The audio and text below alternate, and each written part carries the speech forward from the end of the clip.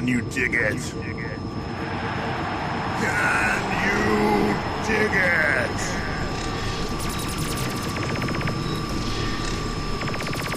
Ladies, gentlemen, friends, foes, lurkers, regulars, GMO people, organic people. Pharaoh, inbound. 5, 4, 3, 2, 1.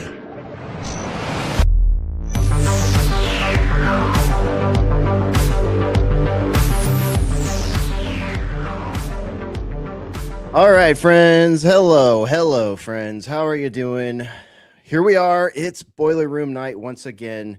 And tonight we want to know, what does the future look like when it's no longer being discovered, but designed? Not imagined, not dreamed, but engineered piece by piece and layer by layer. Remember that sense of imagination and dreaming that you had when you were a kid? Think about, just what do you want to be when you grow up? Little Billy, little Janie? Well, I want to be an astronaut, or I want to be the president, or I want to invent something. Where are we right now? Are we really at a place where that sort of human ingenuity is still amongst us, sandwich eating plebs? I don't know. But this engineering over imagining and dreaming and creating, some of us find a little bit disturbing. So tonight, we're not just looking at headlines. We're not just reacting to the latest crisis cycle. We're going to take a look at the structure a little bit. We are going to look at the headlines too, of course, but that always helps us peel into the structure. So, the anatomy of a controlled future. You can feel it now, right? Can't you? Hear the echoing of, years ago, people talking about CBDCs, people talking about digital IDs, universal basic incomes, panopticons of surveillance, that kind of stuff. Sounded wacky to some people not that long ago. Not so wacky anymore, is it? You can feel it. There's like a pressure, there's a noise, and it seems to create this constant stream of urgency, right? Like war drums in the distance. Confusion in the foreground, and somewhere in between, there's this system taking shape, sometimes quietly, sometimes quite loudly. Like last week, for example, we looked at some of these stories coming out of Ohio with their new uh, fusion grid of panopticon surveillance and all that fun stuff. But while everyone's watching the explosions, the real construction seems to basically happen in silence. That's why now it's like you're seeing old clips of Donald Trump talking about CBDC like it happened yesterday. All of a sudden, names are new to people. People are coming to you. Your normie friends are coming to you and being like, "Oh man, you ever heard of this guy or that guy? What they said about technocracy and this and that?" And it's like, well, yeah, actually, some of us have. And a lot of the things that they've talked about and warned us about and told us about are now, sitting on our desktop, right? On our desktop machine or on our mobile device, or being used by shady corporations and governments. So a lot of this stuff has been built sort of in silence, and now it's just like, well, we make it popular, right? So it's been built up in code, it's been built up in policy, it's been built up in narratives, it's been built up in algorithms, it's been built up with a huge amount of what they call predictive programming, right? Think about your sci-fi experience, for example, if you've had one. Um, I don't know. So this isn't just about geopolitics. It's not just about escalation. It's about a convergence of power, of technology, surveillance, control, resources, and narratives. And in this world where the battlefield isn't just overseas, it's informational, it's psychological, and increasingly, unfortunately, biological, where the human being is no longer the center of the system, but the subject of it. From the blueprint to the body to the behavior, everything is being mapped, modeled, and modified. And the question isn't whether it's happening. The question is who's building it and what are we becoming inside of it? This is the Boiler Room. I'm your host, my call sign's Hesher, Bryan McClain out of Central Texas. Let me welcome Mystical Pharaoh to the stage. Mystical Pharaoh, what up, man? Welcome to the Boiler Room. How you doing tonight? I'm good, man. How are you? I'm great. I'm great. I'm glad to be here with you and doing the Boiler Room thing. Same, man. I'm looking forward to the discussion.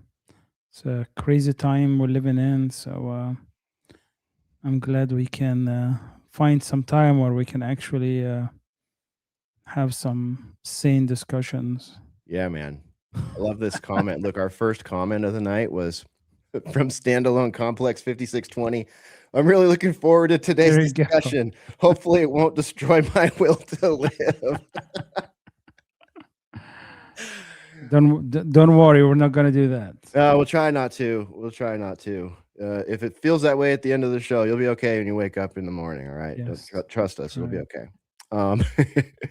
Yeah. And Pharaoh, I know you have a couple things going on in the background tonight. It is a Saturday night after all. So feel free if you need to, eject out of the escape hatch and then pop back in at any time if you need to tonight, man. Yeah, that's my plan. In about 15 minutes, I'll have to bail and then come back. All right. Sounds good. Sounds good. Let me bring Based Lit Analyzer aboard. Based, what's up, man? Welcome back to the Boiler Room. How you doing, dude?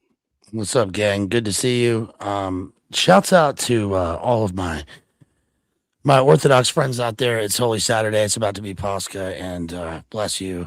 I hope that we all have a great, wonderful year full of hope and love. This is the year of love. There are plenty of, I guess, Trump tweet pills and black pills and doom pills everywhere. But there's some good things happening. I was totally space pilled this week. I was all about this Artemis thing we're going to talk about. I thought it was like radical. No, it was good. It was entertaining and it was good. There's obviously some critique that we have about that. And that ties in nicely with really the only good film that's come out in the last, half a decade, which is Project Hail Mary, which I'm trying not to be too overly positive about. But you know what? Fuck it. It was a great movie. It was not gratuitous, and it ties in with all this NASA stuff, of course. But we gotta, have good times and good news where we can find it. So looking forward tonight to getting into the issues. Yeah, man. Absolutely.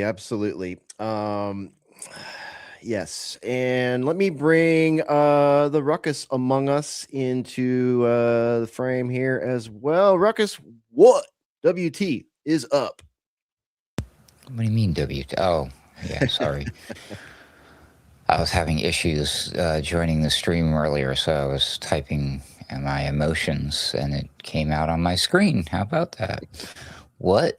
Is this even real? Am I even real? Is that thing behind me even real? That could be AI. I don't know, Hesher. I'm so confused. It could be the thing that I'm drinking, another one of these silly Moonwalk THC cannabis infused drinks. So we'll see how long I last. Maybe I'll be out before Mystical Pharaoh. Well, that's appropriate, for landing night. I'm just trying to remain in high spirits, but it's a green, so it looks like it's floating already. Hopefully that's how I'm going to feel. That's crazy. You don't spill it on your computer. Oh, it's empty. I already drank it, man. So. Oh, shoot. Well, maybe Hesher's going to be out before the rest of us, and it'll be up to Based Lit to carry the entire thing, right? There you go. It could end up Thanks for having me. It's always fun time to do the Boiler Room thing. Yes, lots to talk about today. A lot's been happening since the last time and we have come full circle. The Artemis 2 has splashed down at the 33rd parallel or something like that, after coming in at a 33-degree angle, doing Mach 33 or something like that. I'm not even making this up. But they probably are. Maybe we'll talk about it. Thanks for having me. Yeah, shouts out to our numerologist friends out there who are already cramming numbers. Yeah, happy Orthodox Easter to all our Orthodox friends. And I forgot on our last episode that that was technically the 11-year anniversary of the launch of Boiler Room. So it's a bit of a anniversary month for Boiler Room. So to hey, the 11-year anniversary. How about that? I mean, who knew? Who knew? And how different things are and how different the show is since it launched on April 1st of 2015. Pretty amazing. Different era. Very much so. Very much so. 2015 was like, so I don't even know how Obama era. Yeah, it was basically the tail end of the Obama era, and it was just sort of like one of the things that really drove us in the beginning was just our experience, number one, but number two, just like kind of trying to point out how ridiculous the culture wars and the gender wars were going to be. This whole thing that we've experienced, and of course it started much before that, but that's when it started to become like you could see it becoming it's like a lot of the things that are normal now. I know we live in the new abnormal, but at that point it was like, hey, things are going to get really weird, guys, and people would be like, no, you're just talking about fringe society when you talk about these sort of things. And now it's like we've got schools with litter boxes in them, kids identifying as cats, like just to name a couple. So yeah, it's a very different time now. I find the culture wars endlessly entertaining, but not as interesting anymore because we're off into a new adventure of it. Same with the propaganda aspect, right? Like the way propaganda was fed to us in 2015 is much different than it is now. Like we thought it was coming fast and furious back then. We didn't know shit. We just we thought we had plaid speed psyops in 2015, but my goodness, look around today.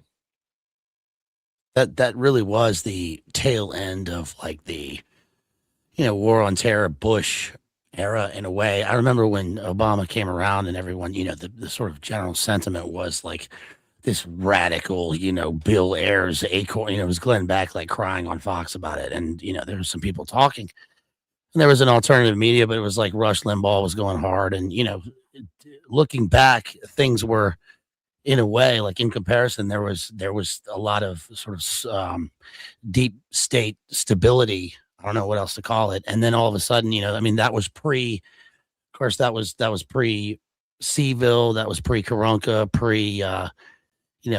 like Jack Dorsey was still around. I don't think many of the bans had happened yet in 2015. You guys were just getting going. And you look back on that and you're like, it's like a totally different generation, totally different era. And then all of a sudden everything like really ramped up and changed. And even now, I can't believe it's been 6 years since the Karonka lockdowns happened. That, it's amazing how time flies. It'll be 25 years since the Big Nine soon. Yeah. And things change so much so quickly, and then they just don't. And there's just not much. But right now, I don't know what to make of all the stuff happening right now. Like remember 2020, there was the thing in Lebanon, which looked like some sort of futuristic direct energy weapon explosion, right? Like on the docks. And they said, oh, it's a fireworks factory. Yeah. Yeah. And, that was one thing that happened in the midst of the whole world, like burning. And now apparently, the entire city is completely under siege, I guess. Who knows what to believe, but I don't know. I'm glad to be here with you guys because you guys help me make sense of all this stuff. I just, there's so much chaos. Ordo ab Caio, I guess. Yeah, man. we hear from viewers sometimes, and like they'll say that too. Like, I just appreciate the open conversation, at least make me feel like I'm not insane, because so many people want to gaslight you. Like, so many people are following the you know what I mean? Like, our normie friends for so many years have been following the gaslights of the mainstream media, and it goes way, way, way, way back. It goes way back. Like, I'm X Gen. The way it was applied to me was pretty odious. But I think about like the boomer generation and the way that it was applied to them. And, I mean, they're still walking around with us. So, many of them understand what I'm about to say, but I'm sure that they notice amongst their peers the other side of that coin, which is, they don't, their view of reality is based on cable television, the New York Times, the San Francisco Chronicle, and, whatever mainstream books and magazines they read and internet sites. If they even do that, many of them are just sitting around lurking with the old programming rattling around up in there. But then I look, at millennial generation and Gen Z, and it's hard for me to even imagine growing up, like being a developing human and being subjected to the doom scroll, the 21st century doom scroll. Like, I can only imagine, you know what I mean? Like, I think about myself and my mindset when I was, in those developmental phases, and like, I don't even know what I would be doing with these technological tools and with this, practically alien American culture from what I grew up in. Making memes, laughing, not really, not really giving a shit in a way that, Right?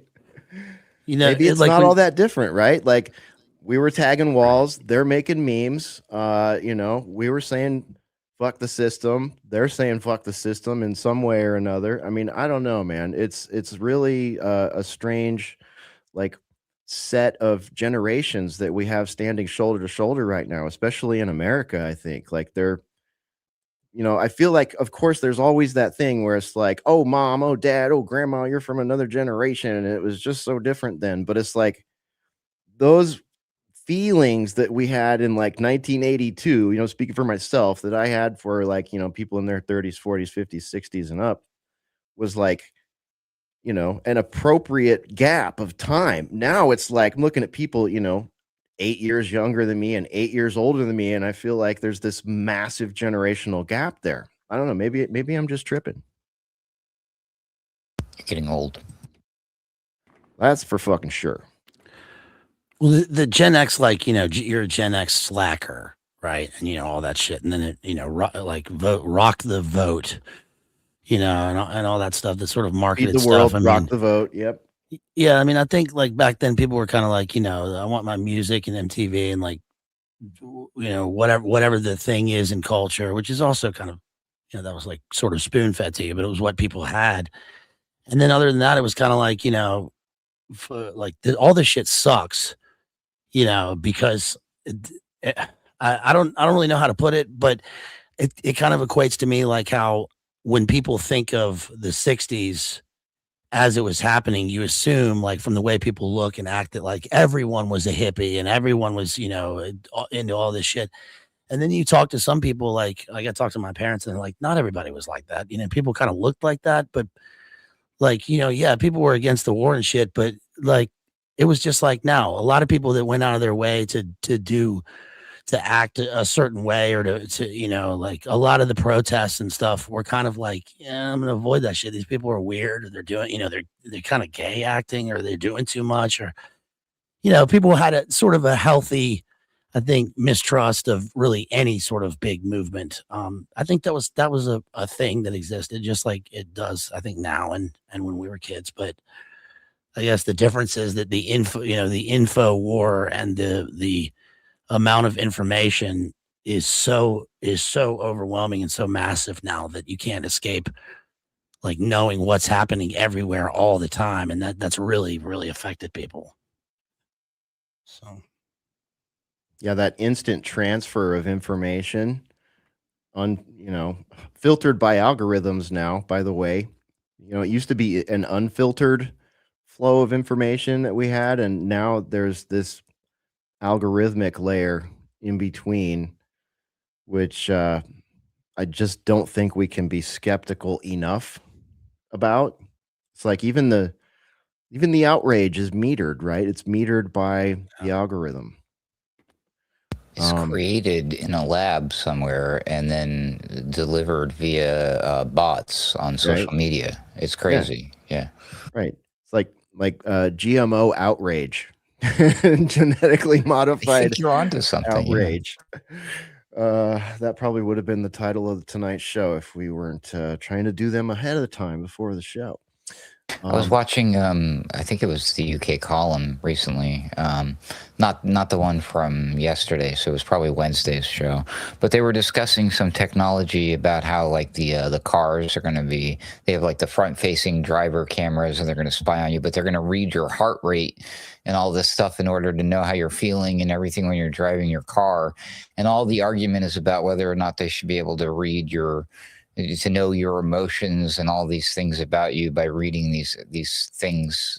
And I'm thinking, it's a two-way street, people. You're telling me they can't like affect your emotions by maybe changing or adjusting your heart rate or whatever they could do with these Wi-Fi signals and all this soup that we're floating around in. I know that sounds absolutely crazy, but some sort of personalized directed energy weapon just for you, thanks to your Tesla or something, It's just wild to me. But it's one of those talking points, those things that you were mentioning briefly in your introduction there, Hesher, that people seem to just barely be catching up with everything. This might be a side effect phenomenon of the Epstein file debacle, but who knows? Yeah. That kind of ties in with that Artemis. supposed weapon. I was gonna say it doesn't help when they're doing like the most fake and gay thing they've ever done yet with the NASA Artemis 2 thing. People are like, "Hello, what are you doing?" They're like, "No, it's totally real. Here, we can prove it. Look, we're going to show you some video from the 1960s one or whatever." And you're like, "See, it's totally real." And you're like, "That looks even faker." Like,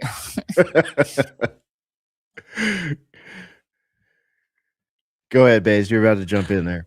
Well, that sort of, it brings to mind that supposed new like psychotronic weapon or whatever that they had to rescue the guy on the battlefield. The black box that reads the heartbeat meter and the emotions of every living organism within 200, within this vector or whatever that they do. What was all that about? They dropped something in the middle of the Iranian desert and they found the pilot on the mountain because they could read his. Isn't that cool? Doesn't that sound like something right out of like a Netflix like sci-fi film or something like that? Like deploy the floating black box and go find this dude's heartbeat. And like, I don't know, man. Honestly, I'm probably not the right person to ask, Mike. I just have more questions than I have answers. Like, number one, what's up with that? First of all, why, if we're missing a pilot, and you're going to give us a fantastical story, like, I won't call it science fiction. I can't debunk the story, but why would you hand the public a narrative, right? Like you just lost, what did we cover? Like five aircrafts were damaged, emergency landed and or destroyed or, shot down over Iranian territory. Okay. There was the F-15E, there was the F-16, there was an A-10, and there were two Black Hawks. But that one in particular that you're talking about, I think that was the F-15 pilot. There's this, from what I can tell, and again, don't quote me on this. Everybody correct me in the comments if I'm speaking out of the wrong one. But from what I saw, there's a fantastical narrative about how the person was rescued. I don't know if it was one or two. I can't remember.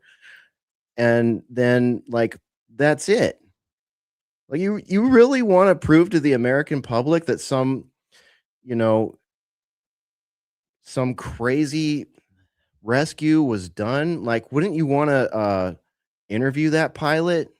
Like, talk to that pilot? No, nothing like that. Like, that's what we used to get when they do these whole, like, POW public stories on us, Right? right? They They do cast the these. movie, man. Yeah, exactly. Like they're going straight to the movie script on this. They didn't like bother to It's gonna be show us. called Hero Dark 30. Yeah, exactly. No, wait. Zero Dark Dirty. Yeah, more accurately, Zero Dark Dirty is probably a great hashtag for us to use every time they give us one of these fake scripts. They're just giving us a movie script, before the movie's even out, and they've given us no data with which to believe the narrative. Like, why would I believe the narrative? It's a fucking retarded narrative. All right, fuck out of here with that.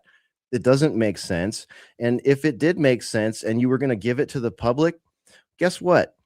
The onus is on you, Hegseth and company, to Jessica, exactly. Sub cool.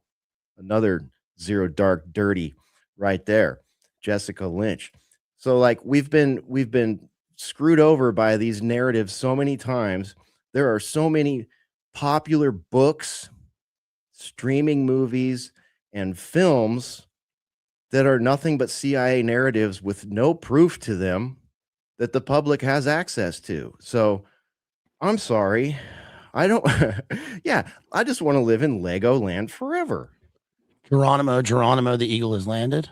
Uh-huh. Right? We should do a stream series probably on your channel where we go through all of those military psyop films, you know what I mean? Like go through Black Hawk Down and break the propaganda out of it, and go through Zero Dark 30 and break the propaganda out of it, and add some extra context to them. Go to American Sniper and break some propaganda out of it. That one in particular is so egregious. It's crazy if you go back and watch that film. Dude, now Black Hawk Down, which was like 2000, Ridley Scott was. I gotta hand it to that movie. Like that the movie itself was sick. Yeah, the movie was not too bad, but the storyline around it, you know what I mean? The lead up to the events was like completely left out. They had that, that started the whole trend of like the soundtrack is like that kind of It did. It really running did. the whole time. And then there was a whole spate of those. There was Jarhead. I covered Jarhead with Grunt. Oh, that's right. Yeah. Remember Rendition? There was a whole bunch of those. And then they started to get critical of it. There's one of the best ones is that A Most Wanted Man. You guys have seen that one, the Philip Seymour Hoffman, sort of from a European perspective. What's the setup? What's it about? I think that's what it is. The Most Wanted Man. It's Philip Seymour Hoffman is a German intelligence officer, and they've got an asset, and basically like they make these promises, and the guy follows through, and then CIA kind of swoops in and takes it, and then like the things go to shit. Yeah, I remember that one. Proof was it Proof of Life? There was Body of Lies, the Leo movie, another Ridley Scott, which was decent flick, about Iraq. But all that being said, there were a whole bunch of movies that were about the war on terror that had the veneer of being critical of the thing and balanced, but weren't.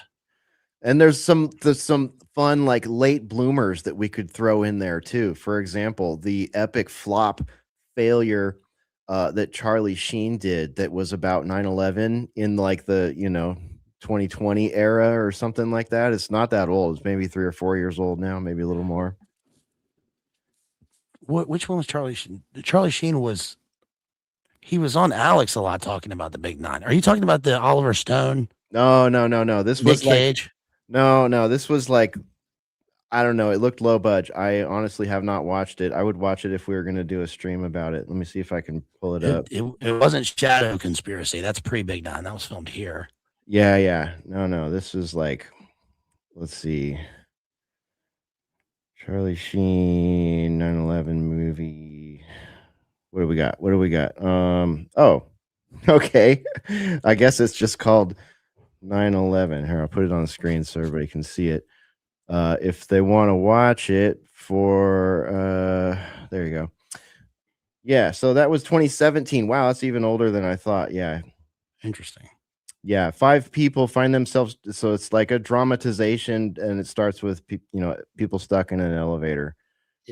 story of hope, never give up, try to escape before the unthinkable happens, sort of thing. Also, the predictive programming Iranian movies, right? I mean, there was obviously Top Gun Maverick, which had that kind of that was part of the theme with the plot, and then there was Syriana, right, which started off in Tehran. That was George Clooney's movie about big oil. There are a few of them. They made a Stuxnet movie with Jared Butler called Kandahar, which went from Iran to Afghanistan. There are a few of them. Zero Dark 30, of course. I thought the older, the one with, God, there were so many people in this one. Three Kings, that was the name of the movie. Yeah, David O. Russell film. Yeah. Marky Mark was in that one. Yeah, Marky Mark, Spike Jones, George Clooney. Yeah. Anyway, I think that would be a pretty cool series, man. Yeah. And let's do it. Yeah, and back to the point, yeah, the whole story, almost every story, dude, to be quite, brutally frank here, most stories about the conflict, the war of aggression that the United States and Israel are waging in Iran right now, coming from those sides, from that side, that block, our mainstream media, I just throw them in the fucking garbage, man. It's just like, why would I believe any of this? Like, everybody for the last 7 days, I don't know how many days since Tuesday or something like that, we had the countdown to destroying their civilization, and then we're gonna have ceasefire talks, and we're gonna send Jared Kushner and Steve Witkoff to where Islamabad, or I don't even know where the fuck they're sending them. I don't care. I don't fucking care. And I don't think much of America fucking cares if they're paying attention about any of these news of ceasefire discussions coming from our mass media cartel, because every time we've seen them do that in the past, they've seemed to use it as a cover for more horrific attacks and more stupid shit to happen to distract us from their horrific attacks. How many times have we seen this? Like, we're going to have ceasefire talks while bombs are falling on Lebanon.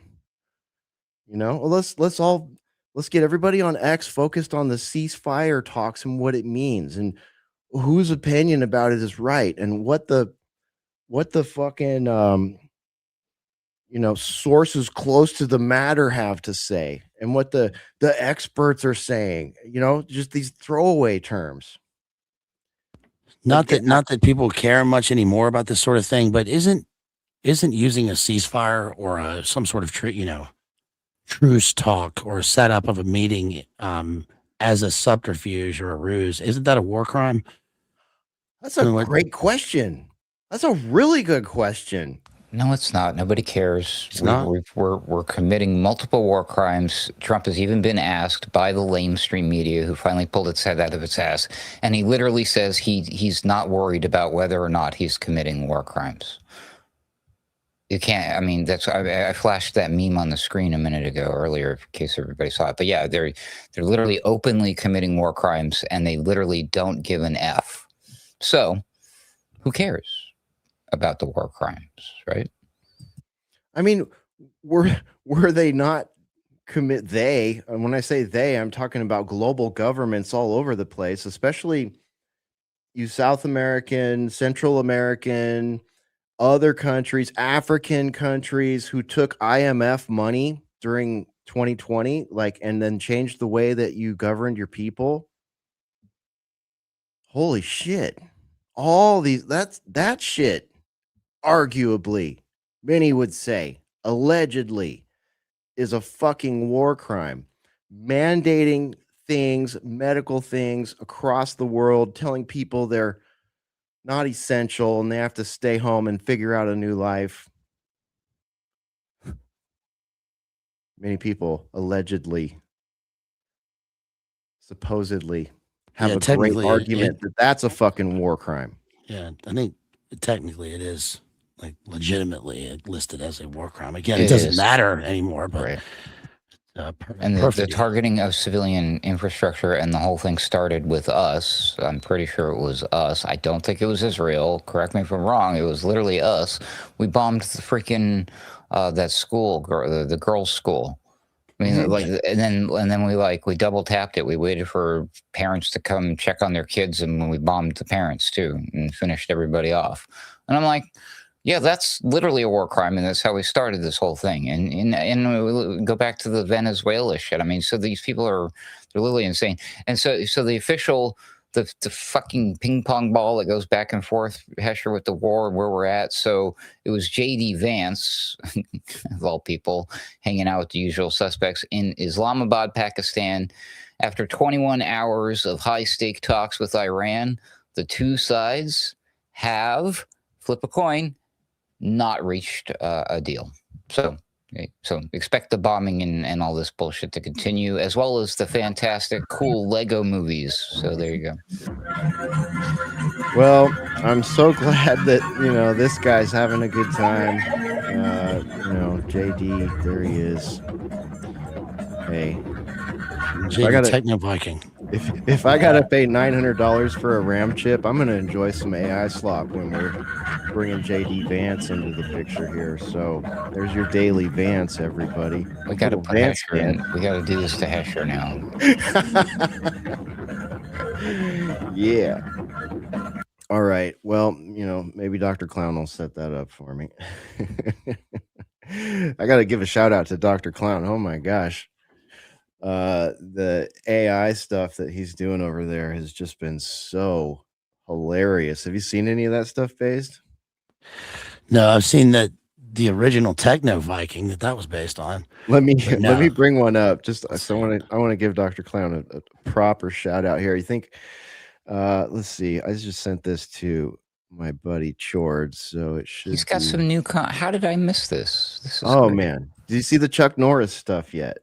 No. Oh, dude, they shadow banned Dr. Clown, even though I literally was sending that dude messages all the time. This is so good, dude. Crap.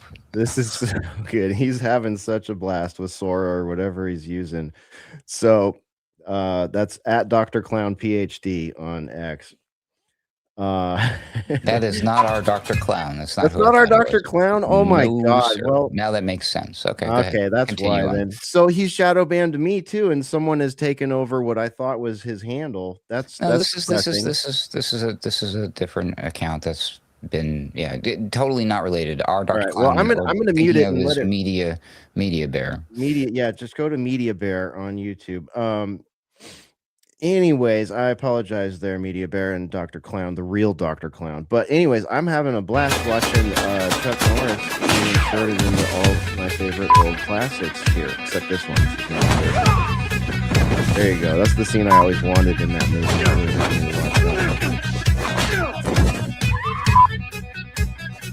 So yeah, that's why our RAM chips cost $900 now. Just roundhousing for our audio listeners. This is just like almost perfect additions done artificially of Chuck Norris being inserted into Jaws and either jump kicking or roundhouse kicking. He didn't even do the shark though, right? He got Arnold there though, and he got that guy and that girl on Titanic or whatever. Dang, man. Okay, well, I'm sorry for the mistake there again. Media Bear shouts out anyways, man. R.I.P. Chuck Norris, dude. Yeah, and R.I.P. Chuck Norris, dude.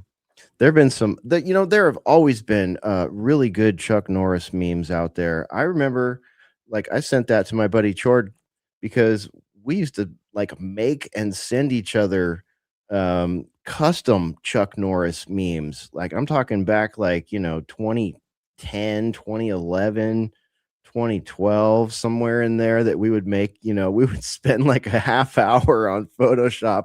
I remember distinctly sitting there on Photoshop using the magic select tool. Look at this. If I do it on top of Ruckus's graphic, it almost looks like I'm using the magic select tool right there. It's like this lasso thingy. You kids have no idea how hard this used to be to select something instead of just telling the AI, hey, take the subject and remove the background. You have no idea how many hours we spent doing that stuff back then. But we made so many Chuck Norris memes it just really tickled me. Like, I'm just so disinterested in so much of this war stuff because for me it's just like I have to throw so much, all the blue check mark stuff you basically have to just throw away at this point. Am I wrong? Does Because someone want to correct me on that? Like, I know I have I've the got the blue Chuck check Norris mark, book but in here somewhere. I've got the Art of Chuck. There's a Art of Chuck Norris book. I've got it, which is like the original meme book. That and the oh, 6 no Degrees of shit. Kevin Bacon, right? Which are like original memes. Yeah, we No, had he was a hell of a guy. Like in real life, my little sister always looked up to Chuck Norris. This is random, but he was big, like in doing foundations and charity work, like big time. And he trained the guy that trained my sister is a third degree black belt world champion, and the guy that trained her was trained by Chuck Norris, and he was big. He went to tournaments and stuff, and he was always there, and he was like like the way they portray him and the way his image is totally real. And I think he was just like a normal dude, who, by the way, made movies that were pretty successful, but like it's weird that they were never gratuitous. They never did the things that the other guys did. And he, somehow, I don't know. I think he was a cool guy. So RIP. Yeah, man. Rest in peace. I'll back that up a little bit too. I have a very close friend who I went to college with, and her mom was well, they were good family friends with Chuck and his wife and his family. And her mom was actually one of his trainers, not like a fighting trainer, but like a fitness trainer. And her mom was amazing. Like she was one of those people. I mean, I haven't seen her recently, but I mean, I remember the first time I met her, I was like, oh my God, that woman is ripped. That woman is jacked. No wonder she's associated with Chuck. But my friend Danielle, she like grew up basically with that guy, and she had nothing but nice things to say about him. Just very, very cool sounding dude. And I Except think for that incident with the 10-year-old boy, but anyway. don't. Was he in the Epstein files? Do your own research, folks, but we'll leave it at that. All right. Well, you know how it goes in the Hollywood circles, man. You know how it goes. You gotta keep your eye out there. Okay, so Pharaoh's gonna be back with us in a little bit here. What happened to Truthhound? I guess Truthhound's not gonna make it tonight. Truthhound, if you're out there, join us. By the way, let me just it's probably a good point to break for a moment for some quick housekeeping. We're going to be doing Sunday Wire tomorrow, normally scheduled time. So that's 9 a.m. Pacific, 11 a.m. Central, noon Eastern, 5 p.m. UK time. We're going to be myself, Ruckus, perhaps Basil Valentine, and Patrick Henningsen. I believe he'll be broadcasting live from Arizona tomorrow. So you're going to want to join us for that live stream. You can get that at Alternate Current Radio, 21stCenturyWire.com, and of course the 21stCenturyWire.com Rumble, YouTube, at 21Wire on X, and 21st Century Wire on BitChute. I think I got the whole thing there. Did I forget anything, Ruckus? Don't ask me. Didn't you read the thing that says what? What? I think that's correct. All right. I've never heard that about Chuck Norris. Is that true? That was the thing? That's the first thing. What you just said? And somebody put it in the comments right there. Oh yeah, that's what I was making reference to. There's some stuff. It was actual sworn testimony from specifically, if I'm not mistaken, a 10-year-old boy. That, again, just do your own research and judge for yourself. But there's things and there's rumors, and who the hell knows? Yeah, I put Jan's comment up there because it was just flat out. So boom, I'm unaware of this evidence at this point, but hey, one thing I've learned about my colleagues and my audience, if I'm unaware of something, they'll usually let me know, and when I look into it, I often have to change my mindset, and that's one of the beautiful things about this 11-year ongoing discussion. I thought And maybe there could be We one. have to check and see if There- his name's in the Epstein files. Probably not nearly as much as the first lady's name, which is just a vicious rumor, of course. Oh yeah, of course. Those are vicious rumors. Yeah, good call right there too. Love the AC/DC tune in the background. Yeah, you saw me hit that mute button as quick as that shit came on, right? I mean, I wanted to hear it, but no, that was not going to work out. That bums me out, dude. Sorry to keep know. going on about it, but I never heard that. That bums me out. I Yeah, thought that that's. we could have I'm one. not saying but it's legit or that he really was, but it's out there. So I'm sorry that you had to hear it from me. Yeah, why you want that you? sucks. I gotta go back to the first comment of the night tonight, man. What was that? We were really looking forward to today's discussion. Hopefully, it won't destroy our will to live. You just ruined Chuck Norris. Leave it to Ruckus to drop the black pill about Chuck Norris on Boiler Room. That This sucks. is- I don't want. Can we take it back? I take it back. This is why AI we always made me say do there's it. a ruckus among us, because someone's got to keep us straight over here. ChatGPT told me that, so it's probably not true. It's probably just an AI hallucination. There you go. You can't prove that I did or I did not get that information from ChatGPT, so we'll just leave it at that. Oh my gosh. Patrick was talking about he was really sick a couple of years ago. I assume you're not talking about Chuck there. I might have pulled that out of context, but yes, if you were talking about Patrick, I do remember that. Much better now, though. Much better. Okay, so let's see here. Tonight, what happened to that icebreaker we had, man? That icebreaker's over my head. That was way over my head too. But it might be a good news update. Just briefly, there was a period of time. What was that based in, like late 2023, early 2024 on Today's News Talk, TNT Radio, video, television, whatever it was at that time. Shouts out to Mike Ryan. We talked about the Gilgo Beach murderer. Like you and I used to pull these cool little, like, quirky sort of conspiracy tinfoil hatty yet journalistic-y true crime pieces on that show sometimes, like little 20-minute hits. Yeah. We did a couple on this Gilgo Beach killer. We actually did a bunch. We did a bunch of updates on that dude and on the Koberger. And Koberger, and that one's gotten weird too. Yeah, I mean, we covered the thing when it broke, when they named this guy Rex Hoyerman as the guy, and then there were a bunch of 62, something like that, or late Yeah. 50s at the time. I can't remember. Yeah. And I was really interested in the story because one of my buddies lives right there on Long Island, and it was like a well-known thing that there was this like ripper out there. And he told me years ago that he claimed that he had like accidentally come across this guy, and he didn't know who it was, but he turned into the thing and his headlights were on, and he saw a guy in a car. And the guy looked at him. He just knew that like this was the guy, and they didn't know who he was. And then they caught the guy. Remember, he was like an architect or something. He's like a real life ogre. He's like 6'5", 6'7" or something, 6'7", huge guy.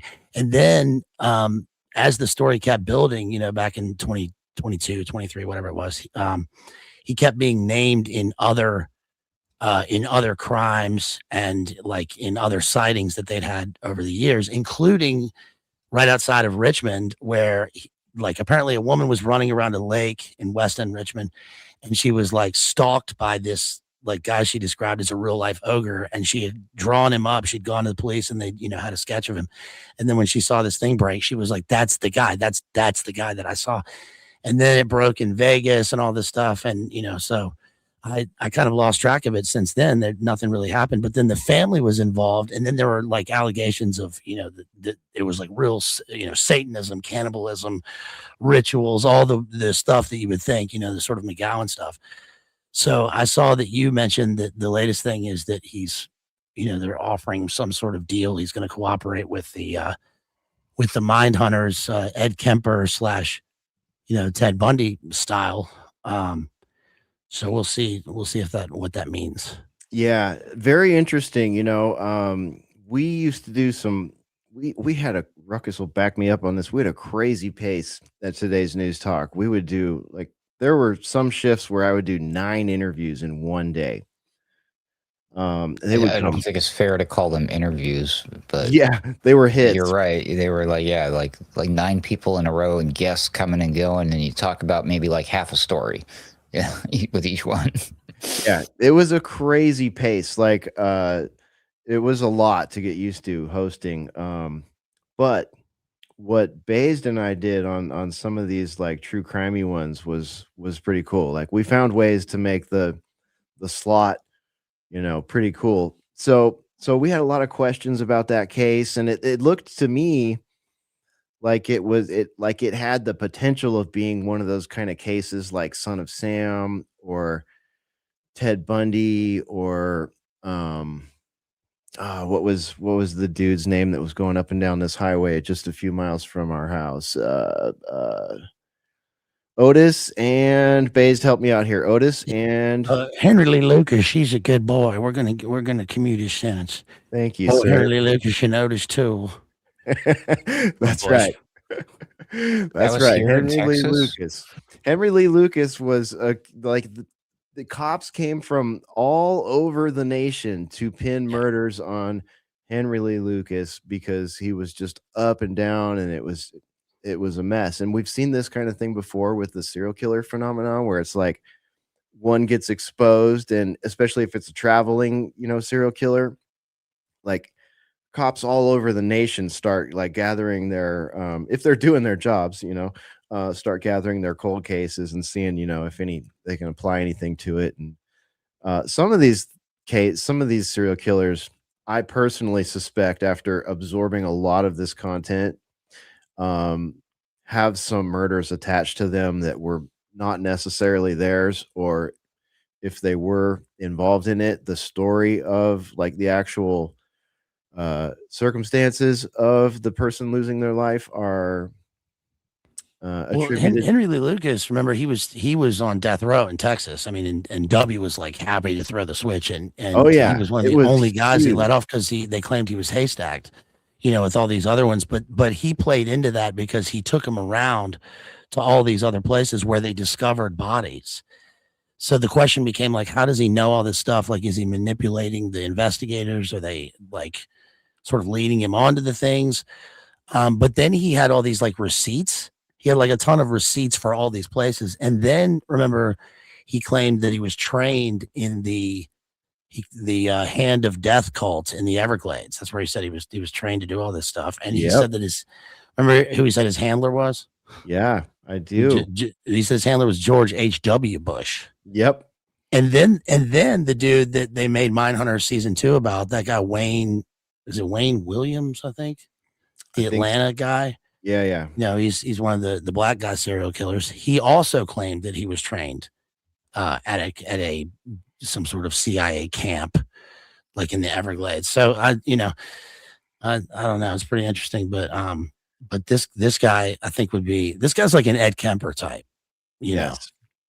Yeah. And Ed Kemper, Wayne Williams, Son of Sam. Yeah. The other one you mentioned, like they all have that sort of like, wait a minute, like it seems shady. The people they're around, the people they're communicating with, their timelines don't make sense. You start seeing some of those hallmarks that we see in the category of narrative management that we have dubbed over here at Alternate Current Radio and 21st Century Wire the daily shooter. Like we start seeing some of that stuff adjacent to some of these serial killer narratives. And you could read Program to Kill by Dave McGowan for some of that. He's really good at presenting facts, and he's much better than me. I like to throw opinions. He's good at presenting facts and letting you figure it out for yourself. But yeah, this case, the Gilgo Beach serial killer Rex Howerman, they're saying now, this is the latest on this one, and Based and I found this interesting because we've talked about this. They say he flat out, they're giving you like Hollywood stuff flat out in the headline. Gilgo Beach serial killer Rex Howerman will team with FBI in Mindhunter style deal, digging into the mind's dark side. So Long Island's most notorious serial killer, this is out of NY Post, will help the FBI figure out what makes his sick mind tick. Part of his chilling plea deal in 8 cold case slayings, officials said Wednesday. The stipulation that Gilgo Beach serial killer will sit down with the agency's behavioral analysis unit comes along with a promise that he'll serve 3 life sentences without the chance of parole when he goes back in front of the judge on June 17 for sentencing in the gruesome murders of 8 sex workers dating back to 1993. So the Suffolk County District Attorney Ray Tierney told reporters, quote, they're going to interview the defendant, gain insight into his motivations and background as sort of an academic and scientific exercise. End quote. My first question, you guys, is there already a Netflix documentary deal involved in this?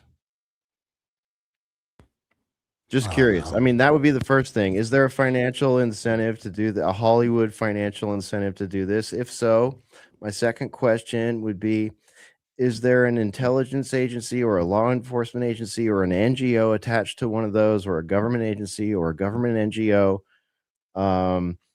or an Israeli-owned cinema house that has a financial interest in this narrative also? I'd just like to start with those questions first, since I've seen Mindhunter and since I've seen the way these narratives have been used in the past. I don't know. What about you, Based? Well, they canceled Mindhunter, so it's not very timely.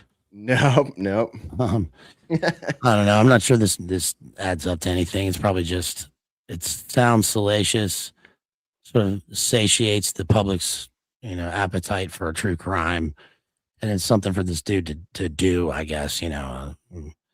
I don't know if it's going to add up. I mean, what can they learn? I mean, I'm sure they can learn a lot, or they can find someone else. We've all seen Silence of the Lambs, which, by the way, is apparently based on Bundy. When he was about to go to Old Sparky in Florida, and he helped catch the Green River killer. That's how they caught that guy, through Ted Bundy. So that's another interesting factor, isn't it? Though, like, that people like Ted Bundy, the Green River Killer, some of these other ones were communicating with each other from inside of jail cells and stuff like that. Yeah, and we actually, back then, I remember we covered that BTK was a pen pal of either Rex Hoyerman or Koberger, or both. Yeah, I think it might have been both. One. Yeah, well, because Koberger was a student of some sort of criminal investigation. Like his mentor was that lady who was on TV who like trained him in the thing, and so, but they're pen pals. I mean, remember that Son of Sam and Ted Bundy and Manson were all pen pals, and actually the first two had the same car. Remember, the yellow punch buggy was like part of the thing. Yeah. So I don't know. Yeah, and this is not scripted. How? Yeah, exactly, dude. Yeah. It's just like, so here comes Ruckus's crazy theory. Stop you if you heard this one. You probably haven't. With the advent of AI slop and where Hollywood and movie and television and entertainment is going, I expect us to see something different emerge that will be replacing what we used to consider entertainment. And I think this is exactly what it looks like. A blurring of the lines between reality and fiction. And this is like the new reality TV, except it's TV, but it's reality, but it's not. Does any of this make any sense? Do you see where I'm going with this? Oh, yeah, 100%, man. Like, people in the industry, that's why I asked those questions. Like, is there a financial interest? Is there a Netflix deal or a streaming service deal or a, whatever, big clearinghouse, media clearinghouse deal? Because if there is, you can bet they're running their script, and they do make scripts for these kind of things. Don't get yourself wrong.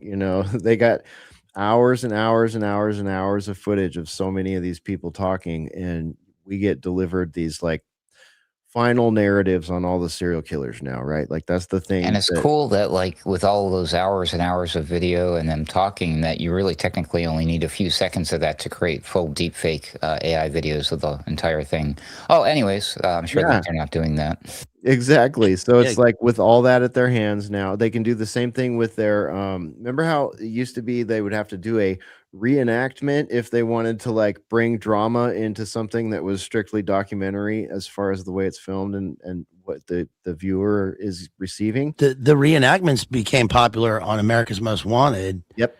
which became a show because of Henry Lee Lucas. Remember, he was the guy that with John Walsh's son that did that. So that's an interesting like circle. And also, case in point, the rise of like the popularity of body cam.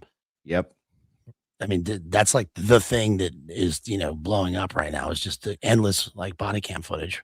Yep. And this was the same time that Cops was hitting the scene. The show Cops was hitting the scene, and there were like producers running around following cops doing, shady pullovers and stuff like that, shady warrant deliveries. And, they got caught setting up a lot of those.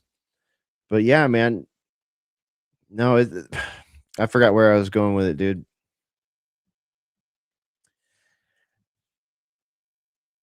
And also, You were talking about. Sorry, you were talking about the AI aspect, and I'm talking about like putting a bow on a lot of these narratives where they have so much of this footage of these people and access to many of them still. Yet what we get is nothing but question marks in some of these new docuseries, right? Like it's very clever the way that they do some of these new true crime serial killer docuseries, right? Like there's this arc flowing like ups and downs of like tension and release and stuff like that. And there's moments where they give the conspiracy theorist their candy and they say, yeah, but this person was over there talking to this guy. That doesn't make a whole lot of sense. But then they don't follow it all the way down. And then there's a bunch of stuff that's omitted at the same time. And ultimately the narrative is written by the studio. So if there's already a Netflix deal or whatever on something like this looks to me like advertising for that. Like this is predictive advertising because it's eventually going to be like, I guarantee you this is going to be a 3-hour net, 3-hour streaming service presentation. And then probably maybe Mindhunter will come back after being shut down for a few years and they'll base it on this story. I was just simply suggesting they won't bother because this is it. They can do the same thing.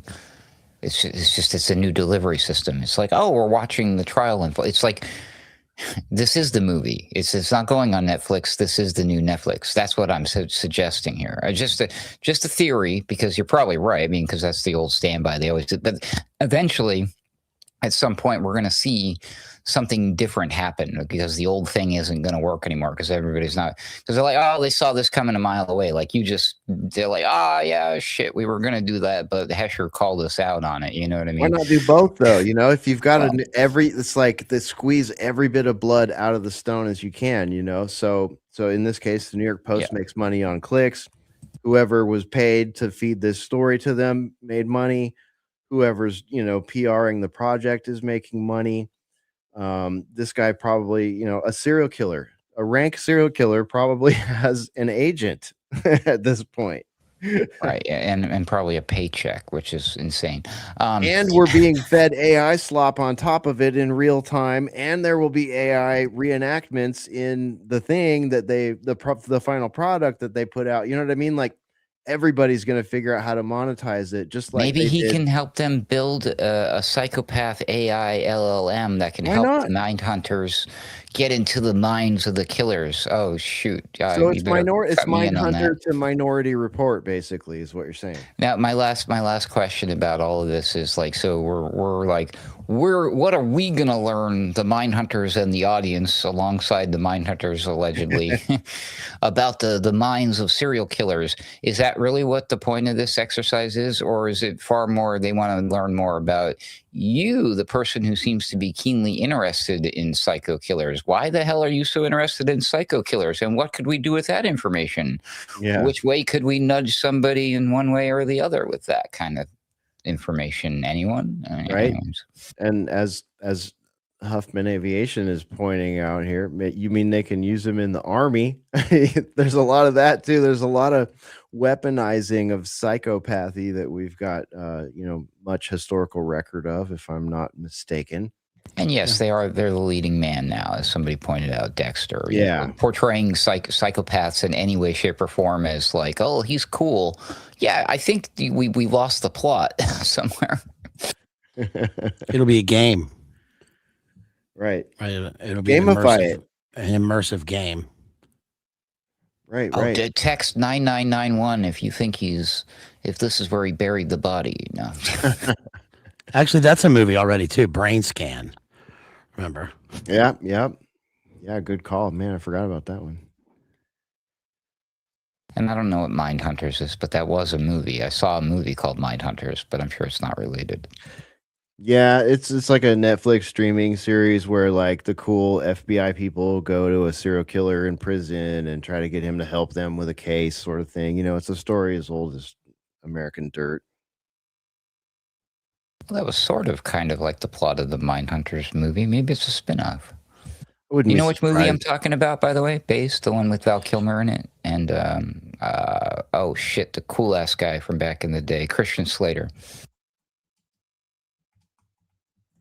That was in Val's like latter era. I'm trying to think of. Yeah. Oh yeah, Was it probably 2004. 2008. Okay, there we go. That sounds right. Here you go. Yeah, I got you, Ruckus, right there. Mindhunters 2004. A group of FBI trainees are taken to a remote island for simulation training. However, once there, they realize that they are being hunted by a serial killer who might be someone amongst them. I've never seen And that. I must admit, it's a fan-fucking-tastic movie, too. It's got LL Cool J in it. How could it not be fan-fucking-tastic? Yeah, it's Rennie Harlan. Yeah, man. And if you're a smoker, you'll probably be quitting smoking for at least a little while after seeing this one. Just a heads up. All right, well noted. Let's see here. This is going back a little bit earlier, but I just want to put it on the screen real quick and say that it'll be on the show notes. Safe and sound: how a U.S. airman shot down in Iran was rescued from a mountain crevice. That will be a Netflix movie. Yeah, there you go. See, that's why we were thinking about that stream earlier. It's like, we could just, do a series like this because we're expecting some new ones with all this stuff going on lately. It's definitely a Pentagon approved script right there. All right, Isn't the Pentagon busy enough doing their own shit right now? You would think so. They already did that movie. It was Behind Enemy Lines. Yeah. Owen Wilson, Gene Hackman. Right. Pretty good movie. Yeah, that was good. They used to be able to at least make good Hollywood propaganda films. It's funny because, back in the day, not that long ago, it was the Pentagon giving approval for Hollywood scripts if it involved anything to do with the military, right? Now the Pentagon needs to give approval to what the people writing the news are talking about. At least the ones who decided to stay after being told that's what they had to do. Most of them up and left, but America. It's cool. Yeah. First Amendment fully intact, clearly, when that's going on here. The Department of War is telling you, hey, get out of here unless you are going to show us your I guess they journalism. said kind of the same thing to some of those top-ranking generals and majors and other people like that who were like, excuse us, sir, we don't think this is a good idea. And they're like, well, you should probably leave. Yeah, they did. Just today before the show, actually, I was cleaning it down my browsers and pulling all the tabs out from last week's show. And I realized I had forgotten to put the reference links on last week's show. So I started putting the reference links in there, and it was just like this smattering. I couldn't believe how long it took. And there were several links. One in particular from shouts out to Daniel McAdams from the Ron Paul Institute. His analysis of generals being removed who are experienced in the Middle East and not keen on the idea of sending American soldiers to a ground invasion. So that's linked on last week's show. So show page at alternatecurrentradio.com if you already listened to last week's show. And those people are losers, according to Trump, by the way. Yeah, and as Spore pointed out, you spoke earlier about war crimes and such. Hello, everybody in the Boiler Room live chat. I haven't been keeping up, but earlier in that chat, I'm on it now, you guys. What's up, Brian? What's up, Jake? What's up, Sport? What's up, Whitebird? Good to see everybody in the Discord. I'm sorry I had that tab off. Derp, what's going on? Spore. But yeah, Spore reminded me that when you were saying he didn't care if they were war crimes or whatever, there were references in some of those official presidential tweets that said it doesn't matter because they're animals type of language. I'm paraphrasing. Where did he learn that trick from? We'll leave that to everybody's imagination. I think I we won't. Our all greatest know. ally in that region. A lot of the things, the actions that we're taking in this war, not war. Is it a war? We won the war, did we? I don't open the effing straight. Trump with the expletive laced, like, we're going to destroy civilization. The guy's lost his freaking mind. Yep. Everybody's starting to notice it. We have a lot of people across both aisles now calling for the 25th Amendment.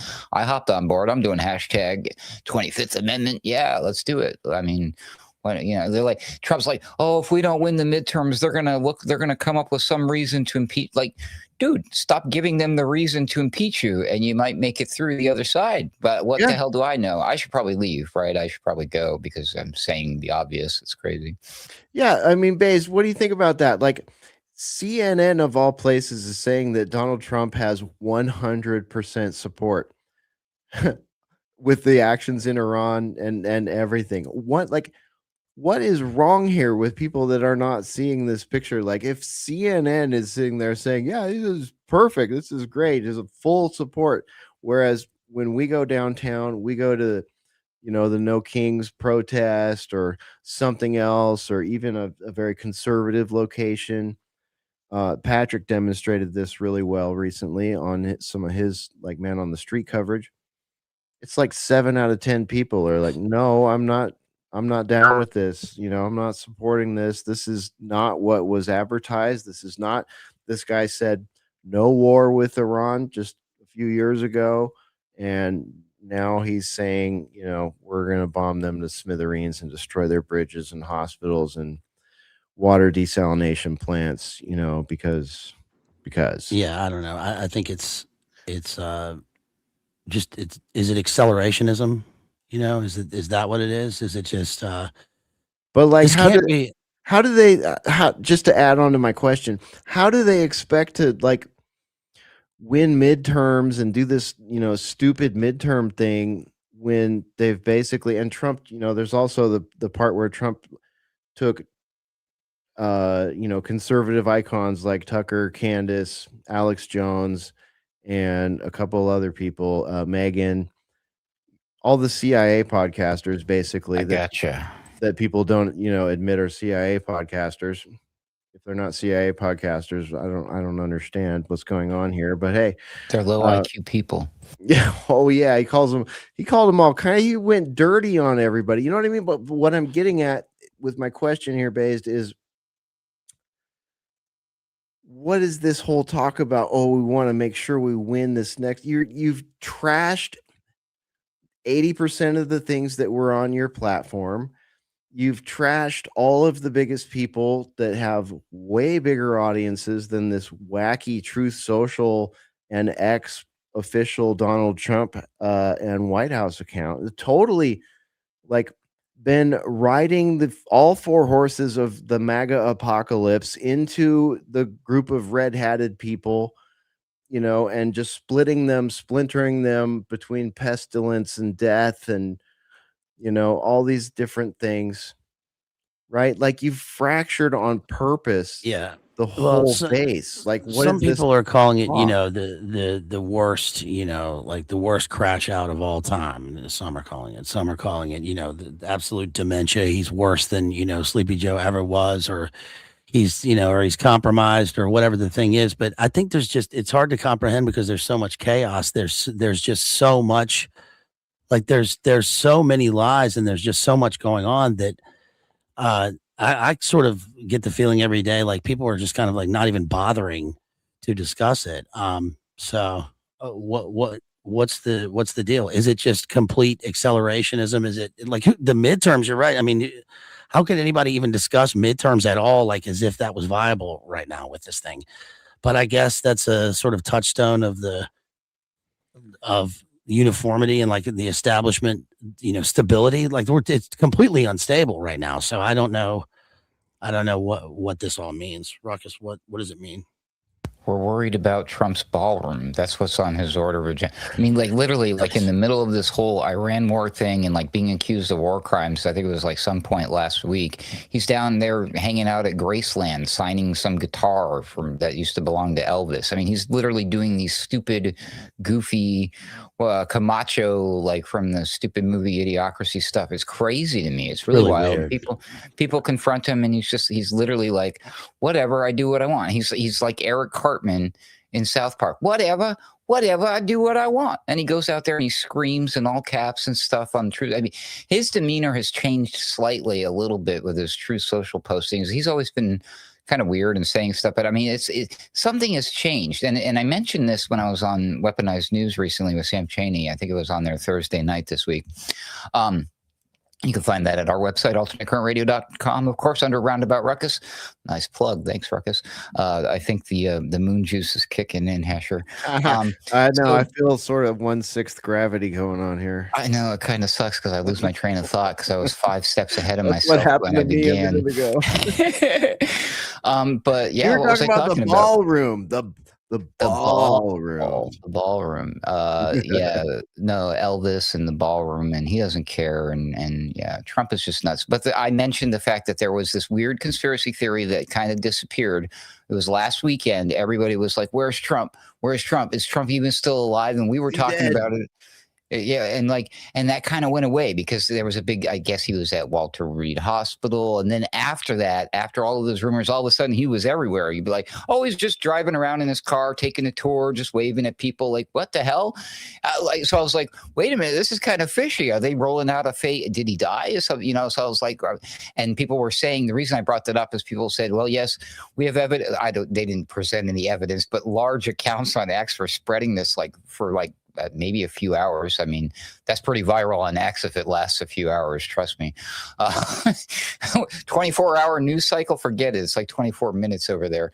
And they were saying, like, we have evidence that suggests that Trump died and that Stephen Miller is posting on his behalf. And I'm just like, and I'm looking at some of these crazy, insane, like, and I'm like, dude, that could very well have been written by Stephen Miller. I'm like, oh crap, this is crazy. Is he okay? Where's Trump? Where's Trump, everybody? What if this guy wrote it, man? Maybe he wrote it. For our audio listeners, you got JD Vance being handed a steaming carafe of hot dogs there and doing the techno Viking dance. Maybe he wrote it.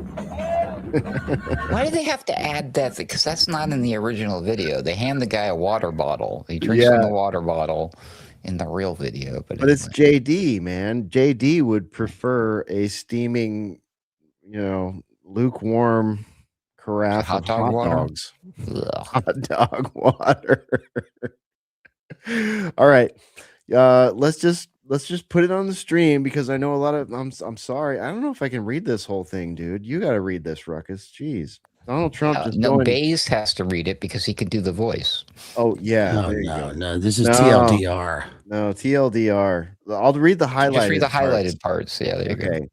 So Donald at real Donald Trump, I suppose probably on that lame site Truth Social, reposted to X. I assume that all happens automatically when JD Vance finishes his carafe of warm hot dog water.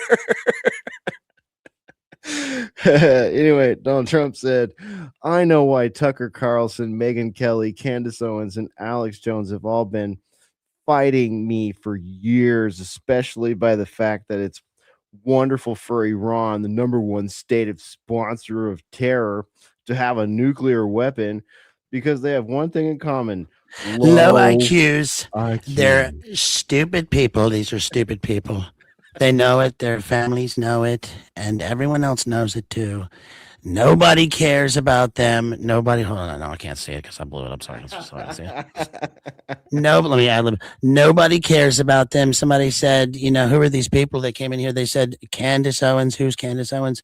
Oh, I don't owe anybody any candy. I like candy. That's candy. We love candy here. The Easter Bunny standing right beside me here, folks. Today's a day about religion. We love religion. Remember he said that on Easter.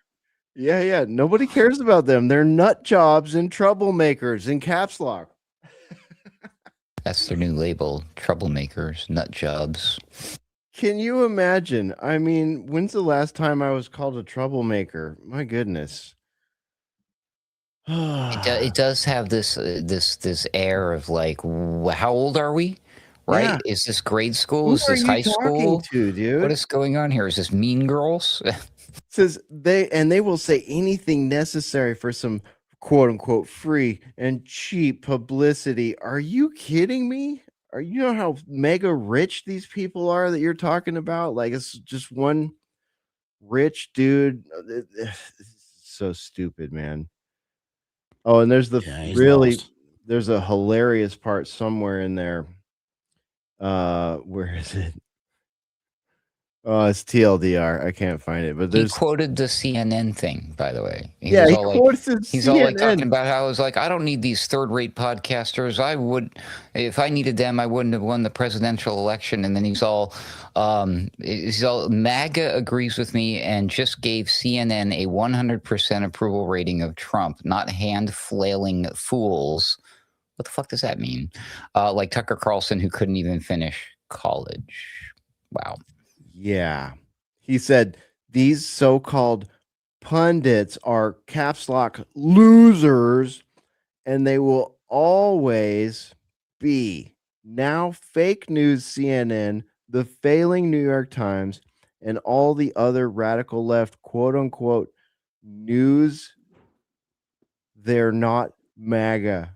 No, news organizations are hailing them and giving them pause. So he's trying to say here that the fake news who's supporting him, this is the most like circular backwards fucking logic I've ever heard. It's like, oh, CNN's giving me He's lost it, 100%.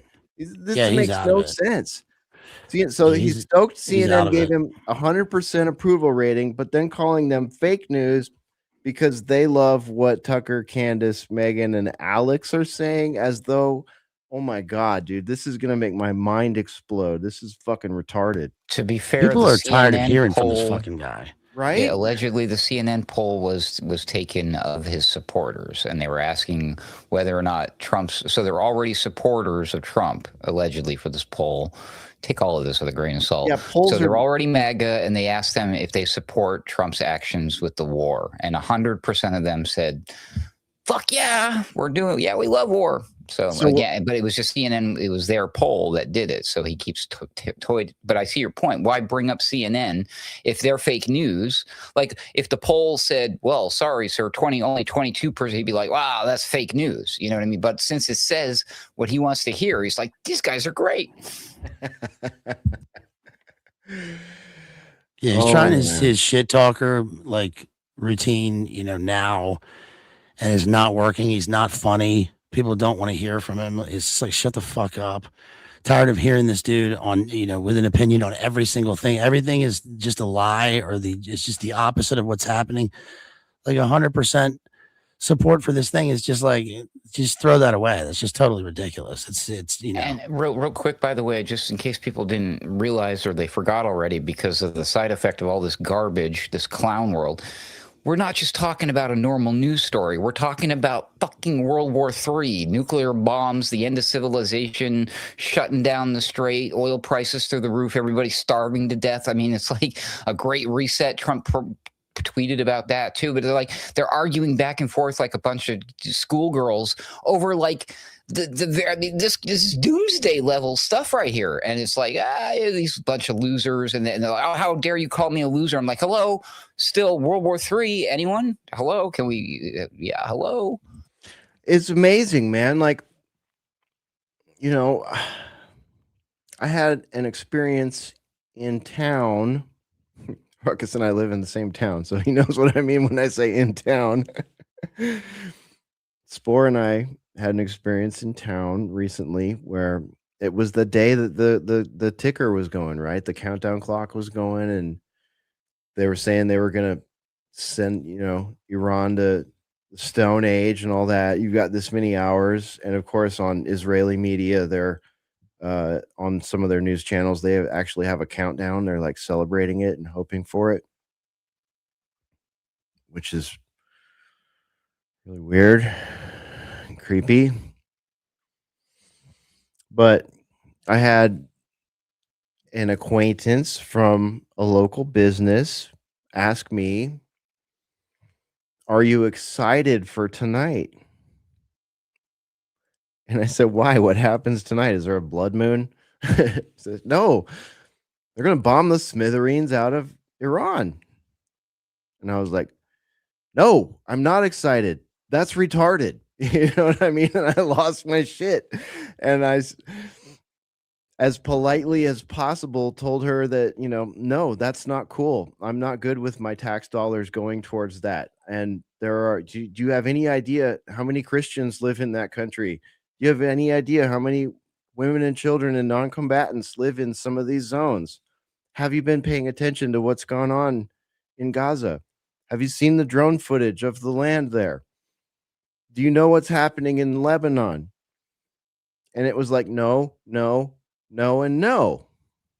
Right? I'm busy. I haven't been keeping up with the minutia. I just want them, if they're going to kill the bad guys, I want them to kill the bad guys. And I was like, dude, no. That's one thing. You don't know who bad guys are. And who, by the way, who is the bad guy? If your money, your tax dollars are being used to kill women, children, non-combatants, and flatten and level people's homelands who have not attacked your country. Who is the bad guy in the history book? I don't want to be the bad guy. I don't want my tax dollars going to that kind of stuff. No one asked me.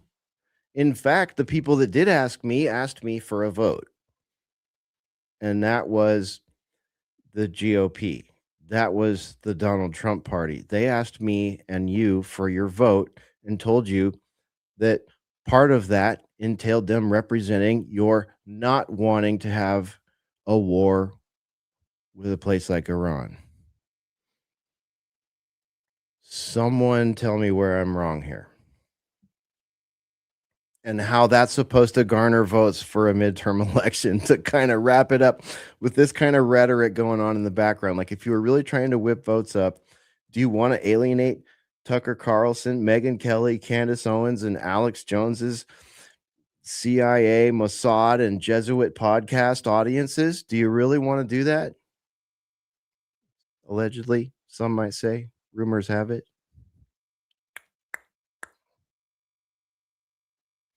As long as he doesn't alienate Glenn Beck's audience, he'll be all right. Sorry, that was a low blow. Again, back to the beginning of the show. Don't destroy viewers' will to live, Ruckus. But yeah, well said. Like,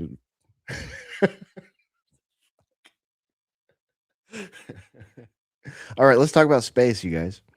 Unless anyone wants to continue that It's rabbit fake. hole.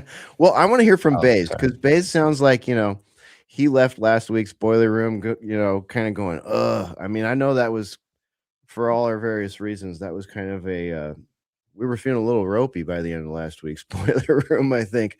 But you have enjoyed probably more of the live streams than I have. Let me just say, I tuned in a couple times to the live stream, right? Because, like, I clown it, so I should probably tune in and check it out. Do more than watch TikTok videos of like green screen stuff happening in the background. See how it looks green behind my hand right there? It's because I'm moving it too quickly.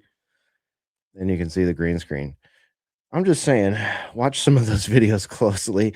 But and every time I tuned in, Baze, I was like, okay, something's about to happen. And I would hear voices saying stuff is happening, but I'm looking at a 3D render of like the Earth, or I'm looking at if you prefer, a composite recreation photo of the Earth or something like that.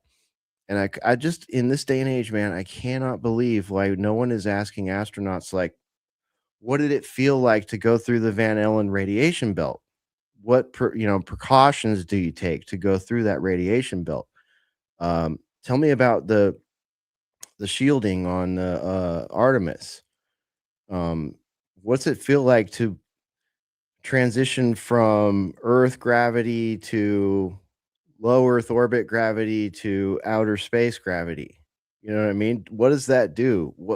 What's it like moving at Mach 50 and feeling like you're not moving it? You know what I mean? I have like all these questions, and could you take your iPhone and snap a picture of the moon from where you're at for me, and then snap one of the Earth, and then do a selfie? You know what I mean? There's just like, it seems like there's so many things that people would love to see, inquisitive people would love to see. And I feel like I felt when I was watching the Challenger take off when I was in 5th grade, and I see astronauts talking about how cool it is to, be on a mission together, and it made me excited, it made me think, okay, cool. Like I was saying earlier, I could be the president, I could be an astronaut. I want to go to space camp. Maybe if I a little kid, go to the 13-year-old, go to space camp, I could go up in a Challenger or something. Well, not a Challenger. Maybe like a Discovery or something like that. But Baze, anyway, you watched a lot more of the stuff than I did. Every time I tuned in, I was just like, can I just get some iPhone footage? Like, what the fuck is this? Yeah, I watched the thing from pretty much start to finish through, I watch it through other streamers and stuff. It's more interesting, and I watched it late. And part of the reason I didn't watch it when it was live was because, like other people, I'm just so, fake pilled about all this stuff. I don't, I'm really tired of it. And I really didn't like know anything about it to begin with. What were they doing? I didn't really care. The whole, all the stuff in the 60s in the space race, I just, not to be, conspiracy bro about this, because it can get to that point, but I really just, it's hard to believe that they did this stuff. It's like Norm Macdonald said, like they're up there and then there's a dune buggy and they're playing golf, and, I mean, come on. And like, maybe they intended to go there, but then they did the sound stage and it would just be easier. And, what are they doing up there anyway? Why even bother going to the moon? They've got all the satellites. I think they wanted to put satellites up. They had whatever came of Reagan's SDI, which probably, went live. And from the beginning, it was probably just surveillance and nuclear stuff anyway. They're always, every movie where they go to space, they're always repairing satellites and like doing stuff with nukes. So I think like that's, most of it, like the experimentation and all that's like kind of bullshit. But then when this came on, I was watching it, and just at some point I was like, you know what, like I'm just going to just take this, just get rid of everything and just try and enjoy it. And I actually did really enjoy it. So like at face value, kind of just like, I'm going to just dive in. Yeah, just at face value, like, okay, we got some people there on top of the largest rocket ever, and they're going up into, they're going up somewhere, and let's see what happens. I mean, I was talking to other people who were saying, like, well, does that mean that the original missions were actually real? And I'm like, I don't think one necessarily has to do with the other, but I don't know why, with all the tech stuff that we supposedly have, why we couldn't orbit and then make a lunar base if that's what we want to do. So then it's all this stuff like when they're up there and it's like all about like this guy made a plushie and here's proving we're in zero gravity, and the hair and the bathrooms aren't working, and like it's all the typical shit that they talk about, like as if we're interested in the little things, the minutia in their personal lives surviving up there. And we don't want that. We want like the mission. We want them to go somewhere, do some cool shit, and then like take like ultra HD videos of being up there and not still photos, right? What SpaceX has like cameras on their shit. They can do this stuff. So NASA is just it's still buffering when they're up there. It doesn't make sense. What's the deal with all this? I've always kind of thought that like this was just PR and that DARPA was the real NASA with all this stuff. But look, man, if they can go up there and it's cool, like I like space too. I've always been interested in it. Like I like the National Air and Space Museum. I think it's like cool. Since I was a little kid, I wanted to go to space camp. Then the space camp movie came out. I thought that was like, that's pretty cool. Like I like the idea of space shit, like Moonraker is cool. So I just want to enjoy something like that they actually do. But there's just so much fakery, because you can't, when it's government stuff and it's all this globalist shit, like you just can't trust anything with this stuff anymore. But I'll say this as the last thing. I was very surprised and I thought it was very good that the quote that they chose to make when they were about to go on the dark side of the moon was from the gospel. They quoted Christ and about how important it is to love one another. And I thought that was, good. They chose the right thing. So that made me happy. That's about all I got from it. Well, man, I can relate to what you just said. It's like, especially us Gen X people, it's like we were force fed a lot of space propaganda. And I guess that goes for the boomer gen too, that was really like a huge block in the wall of American exceptionalism, right? Like what happened in 1969.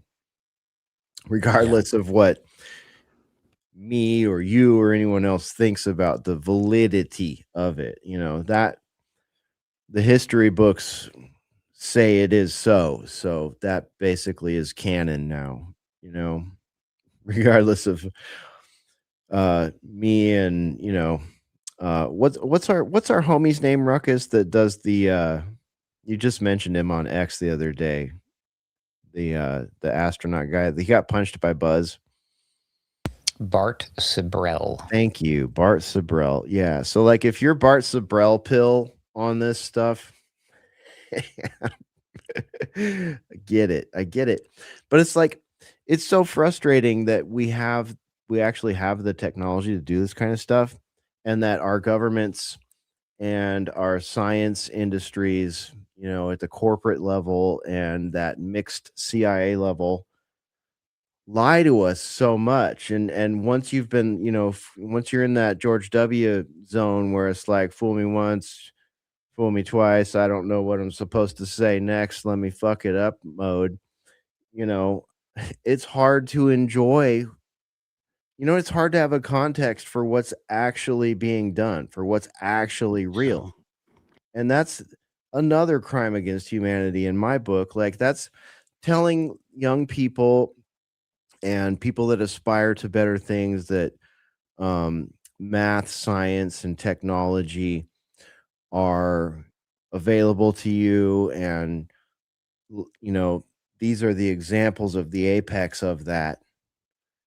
And then to have so much doubt poured upon it and not enough confirmation that the mainstream scientific narrative is, available to the public so that they can back it up and understand the nature of reality, right? Yeah, one of the things, just something you were just mentioning, as far as the narrative is concerned, like one of the things that the reason that this stuff kind of worked back in the day was because it wasn't all STEM and like math and science is heroic and it's going to save the day. It was actually much more about exploration and heroes and like going far and taking risks and, like in Tom Wolfe's The Right Stuff, which is a great book. It's about like the test pilots and Chuck Yeager and these guys were like, they were putting their life on the line and they were like cool and they were sort of cowboy like. And then they ended up as astronauts and pilots and stuff. And then the science and all that stuff kind of came later. Like that, I think that's the reason why it was kind of cool, at least to me. But we don't really have that. I mean, we don't have any of that now. Like they tried it with this.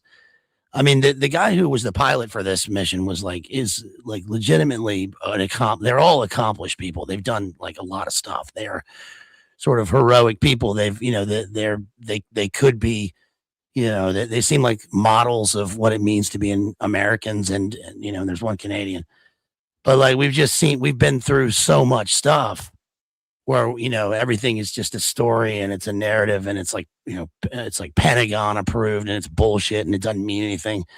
So it's hard to trust any of this stuff. We're just skeptical of it. I was really glad that they quoted the gospel. The first mission, actually, they obviously they quoted Genesis when they were up supposedly up there about to, make the lunar landing. But I appreciate that. I mean, at least they're not like quoting like fucking, who would they quote? Like, like Bert and Ernie when they decided to reveal that they were like, who are they going to quote with this shit? I don't know, Cardi B. So I thought that was good, but Hesher, you got to play this video to nail home what Baze was just talking about. Okay, yeah, this is perfect. I got it right here. This one, right? And this is from 2024, and this is good old Palmer Lucky from Andrill. Yeah. They were shouted out and mentioned in last week's Boiler Room because they have some sort of militarized robot factory out there in Ohio. So shouts out to our Ohio Social Reject Club members. Keep an eye out for that. Let us know if you see anything about that. We're just hearing reports and would love to know more. But here's Palmer Lucky. He always has insights that will perhaps annoy our first commenter tonight about his will to live. Here we go. Product of the early 1970s. If you look back in Google Scholar and you look at the timelines for when books started to use phrases like follow your dreams, especially in relation to the youth, it was in the early 1970s. And I think it's become a bit kind of a weird feel-good hippie thing. It's basically telling kids, go deeply into debt to do the thing that will never make you money or matter at all. And this is good advice. But more importantly, do you guys know what the #1 dream was for kids in 1971? Can anyone guess? I know what it is. It's astronaut. We had just gone to the moon. And so that's a great dream. I mean, these guys were like fighter pilots, PhD mathematicians, supermen who were also really good looking and well spoken. I mean, they picked them so that they were, the ultimate American hero ideal. For a kid to see that and say, that's what I want to be.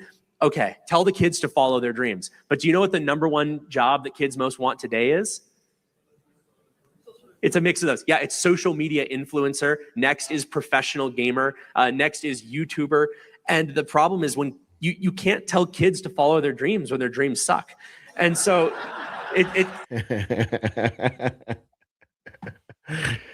It's true, though. Yeah.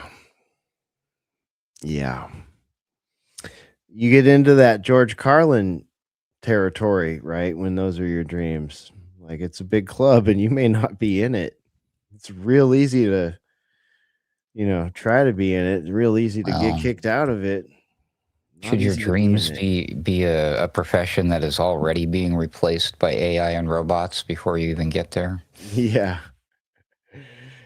Right? Like looking forward right now and trying to figure out which lanes are still open.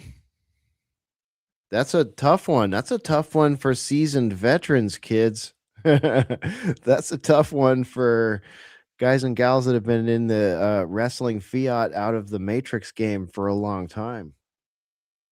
Before the Matrix, there was Johnny Mnemonic. Is that where that photo is from? I'll have to ask Based Lit Analyzer, his avatar.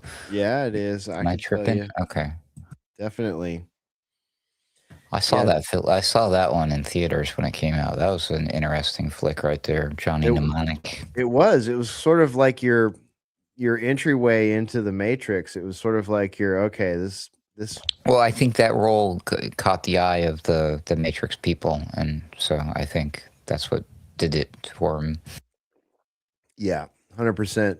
I remember feeling like when I saw that movie, I've said on the show before that Lawnmower Man, based on the Stephen King short story, was sort of my entry point into some of the technocratic stuff, and also the thing that got me interested in computers. And Johnny Mnemonic was sort of like the logical follow-up to that. It was one of the first films like after that, even though it was sort of significantly after that, where I was like, okay, yeah, that's where things are going. And I mean, right now, let me give you an example. Right now, if you want to learn an instrument, you might be, and I'm sorry, music teachers out there, I'm really sorry to say this, but I'm guessing you already know.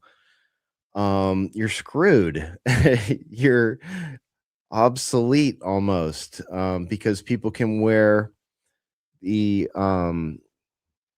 VR helmet while they're sitting at a piano or playing a guitar, and the VR will line up the places on the keys or the fretboard where you need to put your fingers, and it will give you the timing and also give you the music, so you can learn how to read the music at the same time as you're, being told where to push stuff, right? And strum stuff. So the whole Johnny Mnemonic thing is we can't deny it at this point. Like, if you want to learn piano right now, like, I actually saw a guy using this over at a high-end audio shop when I was in Houston, and I mean, he just walked in with his VR headset, sat down at a Steinway, and started playing songs. No teacher, no nothing. What do you got there, Bass? Yeah, this is kind of Johnny Mnemonic territory matrix. This is William Gibson's Neuromancer. Oh, You what a guys great wanna- book! Yeah. Yeah, check this book out. I think this is the one. Let's see. Is this the one that gave us Avatar? No, this gave us cyberpunk, the term cyberpunk, and a Yep. couple other ones. And then there's also Snow Crash, right? Another which is good in- one. Yeah. Yeah, that gave us the Avatar and all that. But yeah, Johnny Mnemonic, and then remember there was Virtuosity. There was later on there was Minority Report, which has the kind of screens. Yep. And then there was what was the other one I was thinking of? Minority Report also had the transhumanist sort of cyborg, like, hybrid human thing going on too. Yeah, the pod people, the precogs, the coom people. Yeah. Yeah, that's right. Yeah, and who were, by the way, who were differently abled, right? Yeah, they were like neurodivergent. like Spurgy oracles or something. Yeah, that's right. Yeah, and then there was what was the other one? Brain Scan again. Brain Scan, the movie with Edward Furlong. Edward Furlong did like 2 movies. He did Brain Scan and he did Terminator 2, and then he did the Pet Cemetery. But Brain Scan is a sort of schlocky early 90s virtual reality movie. Another movie that did this and played a key scene in it was Michael Crichton's Disclosure. You guys remember that one? Yeah. Doesn't seem like it would have that as a scene, but it was Demi Moore. It was a gay actor Michael Douglas was in that, and it was about, there was a virtual reality like safe where they kept their data, and there was espionage with either microprocessors or something in Malaysia. So Michael Crichton always sort of on the cutting edge of this stuff, but yeah, you guys were talking. I was listening while I was having my little cig break. You guys were talking about careers and all this stuff, and making these careers cool and all this, but none of this is the present is not the future that these guys like wanted or that they even pushed for. I'm not sure that they even wanted like what's actually ended up happening with education. There's been a huge push towards STEM and then later STEAM for a couple decades with this stuff, sort of really ramping up after W's No Child Left Behind and all that bullshit. And it's just that what has ended up happening to pretty much worldwide with all this stuff is that, we're not in the information superhighway. Young people do not have, they are not adept at technology. They are not like computers are not like an extension of their anatomy. Instead, it's like, it is totally like, it is smooth brained masses of people, so that the things that you could do before that were basic, like search for something, do any kind of research, that's pretty much like level 1, that's pretty much going away or gone. And GPT and language models and all this stuff is really harming people without discernment, and people that are going to be replaced by all this shit. And it's so frustrating to see people like this Palmer Luckey guy talking about how cool it is and stuff, when he's obviously, the stage managed fucking like Tony Stark, like, model 33 or whatever, selling us this bullshit, with his mullet and like his, 10 personal submarines. Yeah. And this is a Intel special money class of and his people. Like DOD they go to money. coding school. Yeah. All that shit.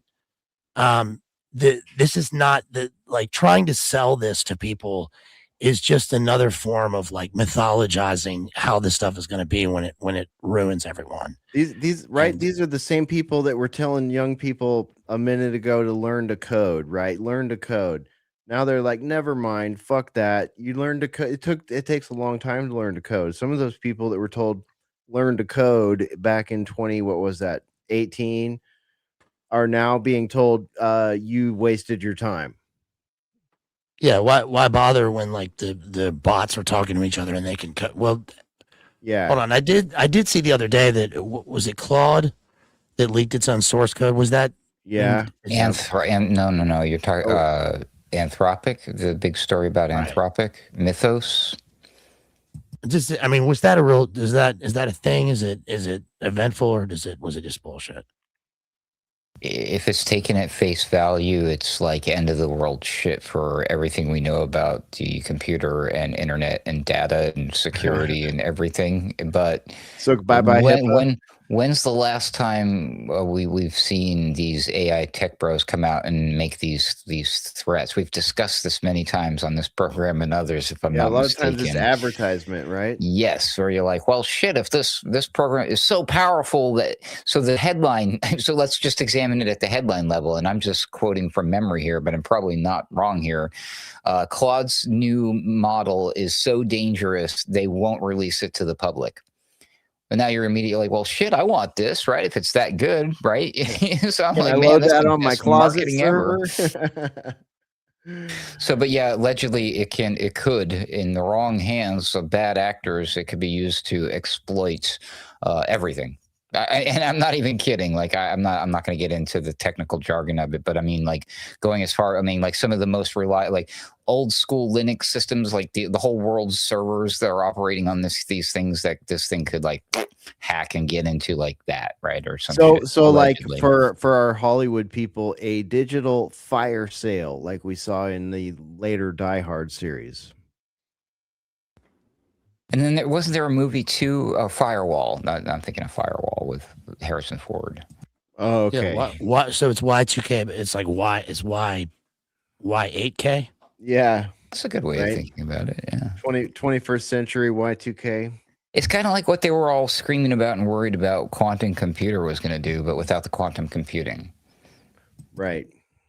But I think it's all bullshit. I'm like, it's just probably baloney. Yeah.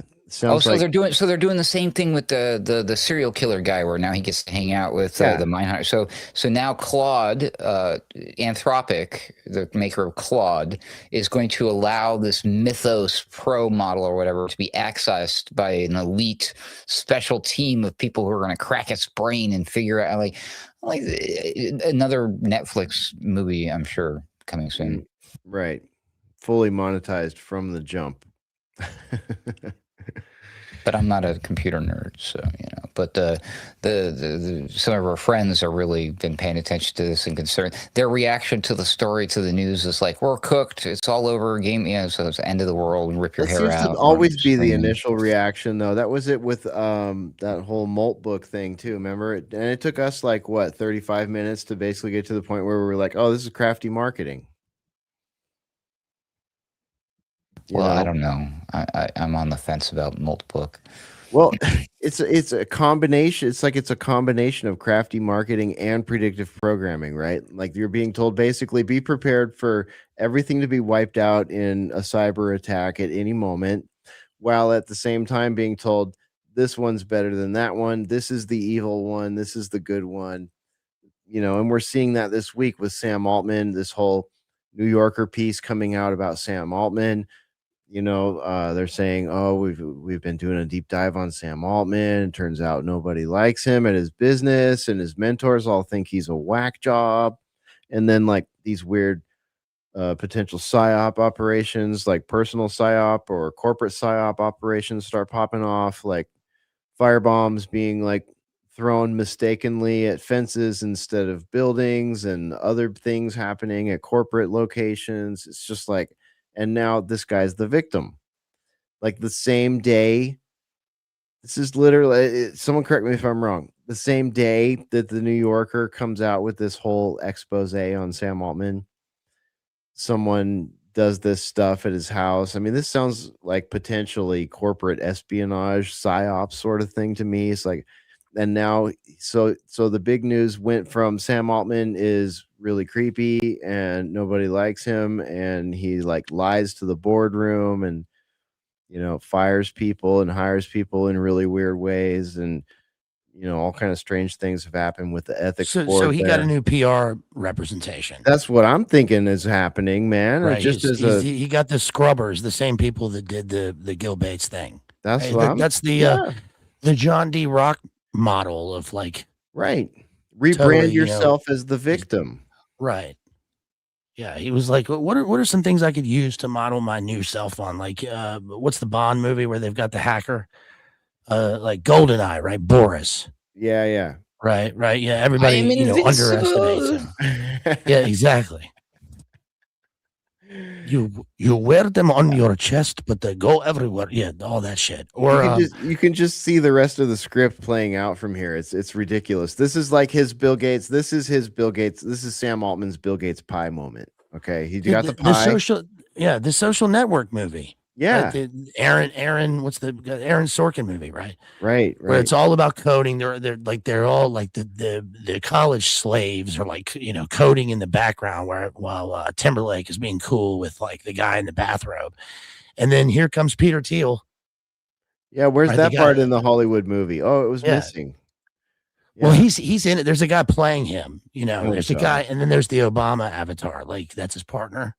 He's like, we're an angel investors. We're going to own 50% of this company. You won't have to do anything. So that was their little like nod to InQtel and the seed funding and all that shit. Yeah, they restructured the partner. Oh, right. Oh, Obama and Larry Sinclair. Public-private partnerships are so cool, right? Give us great things. I heard that Facebook. You know what else is cool, Hesher? What? The world's most powerful reset. It's going to be the greatest. It's going to be fantastic. It's going to be the biggest reset. So, in the middle of all of this garbage, that may or may not be the same day that the president of the United States of America, comes out, all caps lock. All he says is world's most powerful reset. And I think it's 3 exclamation points. Signed President DJT. What the F does that even mean? Do we want to know what that means? I don't want to know what that means. No, it'll just say, thank you for your attention to this matter. And we'll be here going, what does that mean? Entire civilizations will be wiped out overnight. Yeah, that's what I'm used to. Instead, I get world's most powerful reset. Okay, cool. I mean, like, has he been reading too much Klaus Schwab? I mean, Klaus Schwab has a book called that, right? Like, pretty close to that, at least. Well, so does Alex Jones, right? Yeah, well, there's that. And we all know he's got a low IQ. Just ask Donald Trump. Ask the president of the United States. Alex's book is about Klaus Schwab, but it's funny because at times in the book he refers to him as Carl. Carl Schwab is coming after everybody. Funny. Did he really? Yes. Okay. I didn't read the book, so I trust you. What's the name of the island that they're going after in this war? Karg. Yeah, Karg Island. I think Alex calls it like Krog. Crag or Krog. Yeah, Krog. They're coming after Krog Island. Well, if you're from Texas, you can just lean into that sometimes. Close enough. Trump had another cryptic truth. I guess that's what they're called. What an original, like, what do you call it when you make a post on Truth Social? It's called a truth. So this other truth he dropped out of nowhere. Like, and none of this stuff comes with any context. It's just at random, right? Like, what the hell? Palantir Technologies. And then he gives the stock ticker in parentheses. So Palantir Technologies, stock ticker PLTR, has proven to have great war fighting capabilities and equipment. Just ask our enemies. President DJT. He signed it the same way as the powerful reset one too. So it's like, see, there's something different. See, the old Trump would have like elaborated a little bit more, and he would have done the whole "thank you for your attention to this matter." Now we get these short ones Are these just signals to his insider buddies? This was a buy signal. Should I be That's buying what I was Palantir? I was about to ask you that. I feel like these messages are so bombastic that they have to be coded messages, because when I read them at face value, it's like a ritual humiliation of some sort, just like, you're so stupid, I'm going to talk to you like you're a child. But then I start thinking about it and I'm like, okay, wait, is there a coded message in here? Like, is there something Like to do? activation codes. Yeah, like, is there, or like, dog whistles to, MK Ultra people or something like that? Like, is there something? Is there a codex? Is there a Rosetta Stone? Is there, maybe someone out there, social reject out there, if you have the time, you should start feeding some of Trump's truths into your AIs and start asking it esoteric questions like, is there a hidden message in here? Examine only the things in all caps and tell me, you know what I mean? Do gematria on Like- it. Do every sort of like code breaking you could do on these truths, and tell us what you find out. Remember they said George W. did that one time in a speech. Like a Right? secret yeah, it was a pretty famous activation. Africa. And you may recall we went to a park in Botswana. Just like Africa. totally random phrase. Botswana. Like, yeah, activation phrase that he threw in, and like he was talking about like healthcare. I remember that park in Botswana, don't you? Oh yeah. Okay, so Jake wants to know, Jake wants to know, do we have a date in mind when the banks will scrape our money accounts? No. No, this has been looming for a long time. So we're wondering if come Monday there's going to be such a thing as banks anymore. Right? The world's most powerful reset. Didn't you get the memo? Yeah, it's going to be powerful, man. That's going to roll in real quick. It's going to be like, here's your CBDC. I hope it means something similar to what your bank account meant. Have fun. Well, it'll either be like end of April, May 1st, right? Satanic fire season, or the anniversary of Bretton Woods, or that 11th day in that 9th month. Oh, yeah. There is a lot of chatter about May 1st coming up this year. Yep. So maybe we do have a date for you there, Awake Jake. Yeah, I mean, the strategy of tension is strictly in place, so you can pretty much pick a date. I mean, you can even pin a date on it and like make a whole podcast series out of it, and if you're wrong, it doesn't matter. People do it all the big time. anniversary this summer, right? Okay, I want to give a shout out to our buddy, our colleague, Jason Permis. I love this comment on his X. Seriously, ask yourself why literally zero mainstream media has reported on Bilderberg in DC yet. A bunch of the most powerful people in finance, media, the military industrial complex, and beyond are meeting in total secret in Washington, DC, and the general public hasn't a clue. And he screenshotted his Google search there. So yeah, Bilderberg's happening. So shouts out to Mark Anderson, Dan Dix. It's going swimmingly well for them too. If you want to play this quick little clip in the background. Oh yeah, I do. I love watching them have a great time while they decide the fate of the world and stuff. Okay, let me make sure this isn't muted. There we go. You don't need audio for this. I don't. Okay. Just the visual. Then, if we put audio to it, we should do the music from Benny Hill.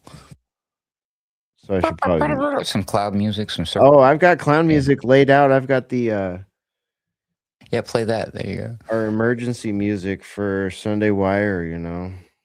Do I have that? I don't know. I hate that music. It's Monty Python stuff. I might have actually nuked it. So who are these guys? Are these what are the security detail? Are these like, did they fly in the Swiss Guard or something? Who are these very special people? They're multi-talented, I tell you what. Yeah, look at them go. Like they've done this before. For the audio-only listeners, they have erected like this little privacy green screen to prevent people from seeing the front of the Salamander Hotel, by the way, where the Bilderbergers are meeting this year.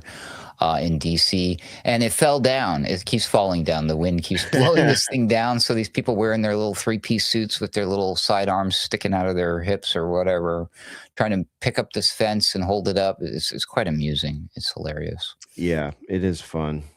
But the Bilderberg is not clearly not what it used to be. It used to be a really big affair. It used to be really fancy and a big deal, and you'd see a lot of armed guards with the Uzis and the submachine, like stuff you usually see in the movies, right? They would buy out full hotels, and all the sex workers in town would be booked up. I mean, there would be Bilderberg. all of these. There would be all these more like reporters. Bildersberg. But remember how there would be all these reporters, like tons, a crap load of people trying to take pictures and see the people in their cars. And there's 2 people there now. It's Dan Dix and like one other person. I know. It's crazy. It's so nuts. It's like Bilderberg hit some sort of peak in like 2014 or something, and it's just like started to fall off ever since. I mean, you know, I wish Truthhound was here tonight because I know he would have stuff to say about this. But yeah, big shout out to Dan Dix and the peak was when Alex was. Yeah, the peak was when Alex was bullhorning when they were in London. Right? Yep. What was that, like 2015? I mean, it was a long time. There's Queen Elizabeth II. You know, that's a word around the office we use. We say when you got to go to the restroom, you call it, I need to go to visit Queen Elizabeth II. I'm sorry to be crass, folks.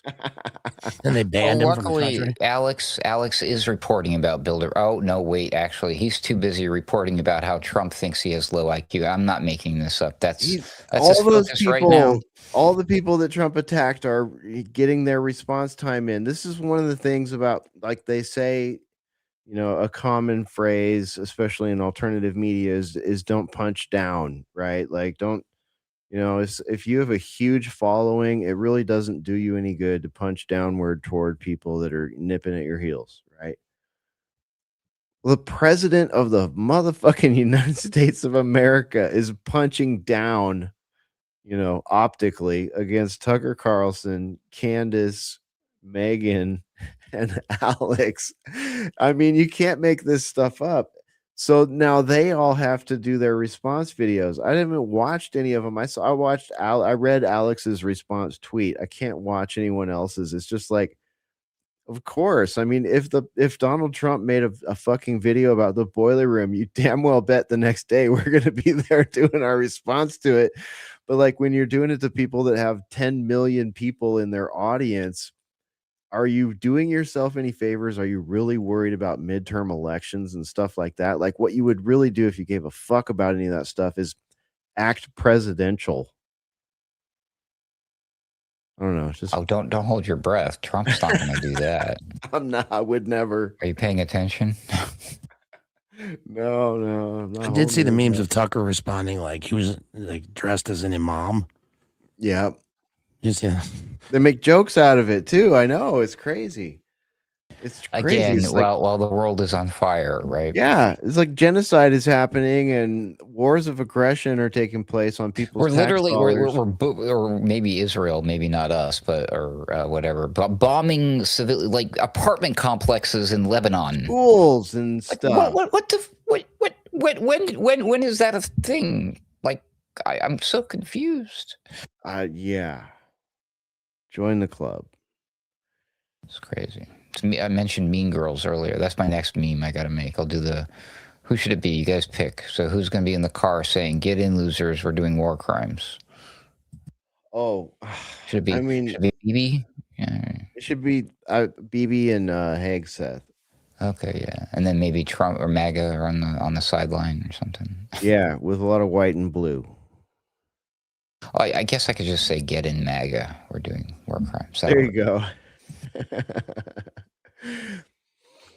Yeah. It doesn't make sense to me. Again, these people, I mean, they try. I mean, well, luckily, a few small handful of people have been running these reels, or it's like, you don't even have to go that far back. Like Trump was running on, like, he's all like, going to war with Iran is a bad idea. It's a stupid idea. It's a bad idea. It's a stupid idea. And then that was when Trump was hanging out with Tucker Carlson and Megyn Kelly and Candace Owens and Alex Jones, and they were telling him, "Yeah, war with Iran's a bad idea." And now here he is. It's like, you're a fool. You're low IQ if you think that's a bad idea. Yeah. What? I'm confused, sir. Who are you? What? Maybe we should really be concerned. Maybe we should be asking the question I asked earlier: where is Trump? Maybe this isn't him. Maybe the crazy libtard Dems, Hunter Biden, Joe Biden, Sleepy Joe. He kidnapped the president. They offed him. We got to save the president. This isn't him. We have evidence. Just like 3 weeks ago, he was saying Iran war bad, and now he's doing that. Can't be the same guy. We got to save him, everybody. Yeah, obviously I'm being facetious, but come on, wake up, MAGA. Oh man. Yeah, if I were president, then the Russia-Ukraine thing would never have happened, right? When I become president again, day one, it'll be over. They don't know how to make a deal. I'm tired of so much death. The war on terror was bad. We didn't keep the oil. America first. We want to take care of people. It's everything that he said and ran on, which, I know. Stage to come out now, do we?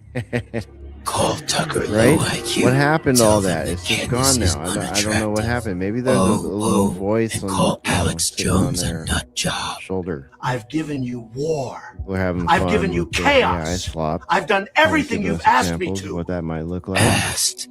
Silly Donnie. For those of you I who don't saw ask. Venom,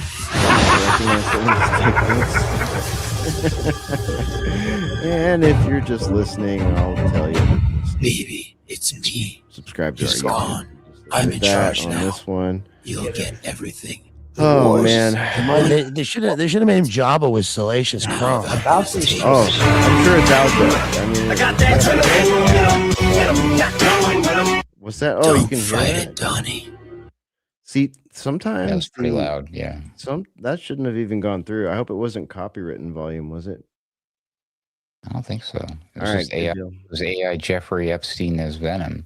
Okay, well that works. That works. Works for me.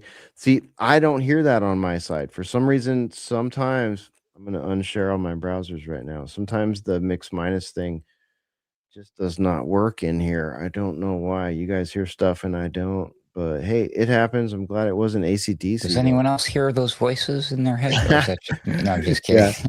Yeah, Ruckus and I are hearing voices now because of our Saturday night mode. Yes. All right. So is Jeff Stein actually Palm Beach Pete? Well, I was just going to bring that up actually because it's some people on X are reporting like this account. I don't know who this account is or if they're credible or whatever, but can't help Better but say breaking in all caps with the siren emoji, or they're not really. Of course, no, it's siren There's the emoji, siren emoji. must watch. That So- counts. They're good. This is floating around. Palm Beach Pete, for anyone that doesn't know, Palm Beach Pete is the moniker of this guy that hangs out in Palm Beach that looks just like Jeffrey Epstein, and everybody's making jokes about it, and he's riding around, having a good time with it. Anyways, Palm Beach Pete just took a lie detector test and failed miserably. Results that prove he's hiding something. So I'm not going to go into all the details there, but again, questions, just questions, and things that would be so easily proven or disproven by an honest media journalism system if such a thing existed. The movie Taken is worth a rewatch. Ooh, okay. Liam Neeson, 2008. Everyone's seen it like a million times, but I think like people forget that what the movie's about. And there's this whole like Jean-Luc Brunel, parallel thing going on. That's why his daughter's taken. And then remember at the end of the movie, he ends up at a Jeff Stein style mansion, and he meets a guy who is like basically him that he has to get through to get to the auction. There's an auction in the movie. I remember that the daughter is auctioned off to a Saudi or whatever, to some sort of sheikh on a yacht, on a Lola yacht or whatever. And so Liam Neeson has to get there and then, smoke that guy and then rescue the daughter. But the movie, like everyone's seen the movie. It's a great, it's now a classic, but that's what the movie is about. That's why she's taken. So people remember the parts with like, he's imitating the voice and, like the skill set and like the, Albanians or whatever that he first encounters. But the movie is actually about a Brunel, Epstein style auction trafficking network that's going on. So it's worth a rewatch. People forget that. Yeah, dude. I haven't seen that one in a while. I'm gonna have to check it out again. But I do recall that. And speaking of Jeffrey, the friends of Jeffrey here, we would be remiss if we did not bring this one aboard. This happened this week, and I don't know if it's true or not, but some people are saying that even Donald Trump wasn't expecting this one. Melania comes out with this official statement here, which has been analyzed by a lot of people on X, right?